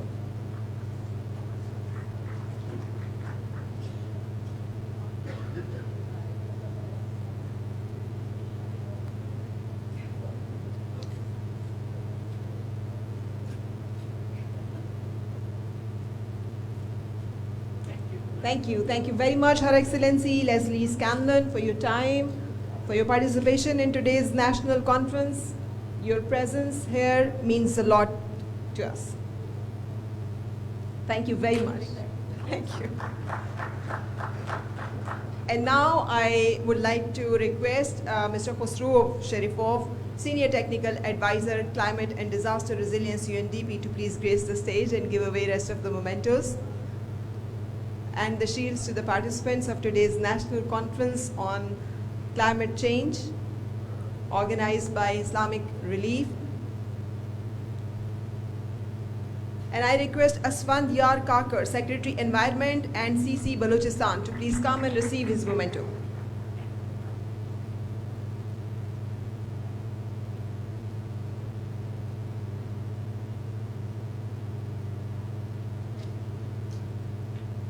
Thank you very much. Dr. Sajda Noreen, Vice Chancellor, SBKWU University. Please come and receive your shield as well.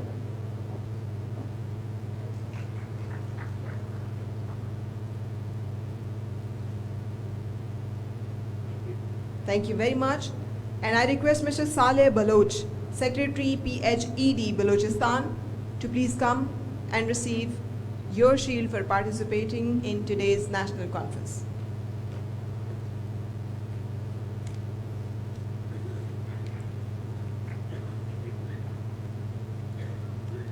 Thank you very much, and thank you, Mr. Khosrow Sharifov, for your participation, and thanking you all, saying goodbye, and look forward to have you with us in lunch today.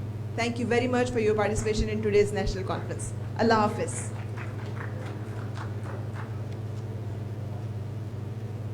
Oh, ladies and gentlemen, I would like to request all the participants who have received the mementos to please join us on stage for the group photo. Yeah. All the honorable guests and participants of today's national conference are requested to please join us on stage for the group photo.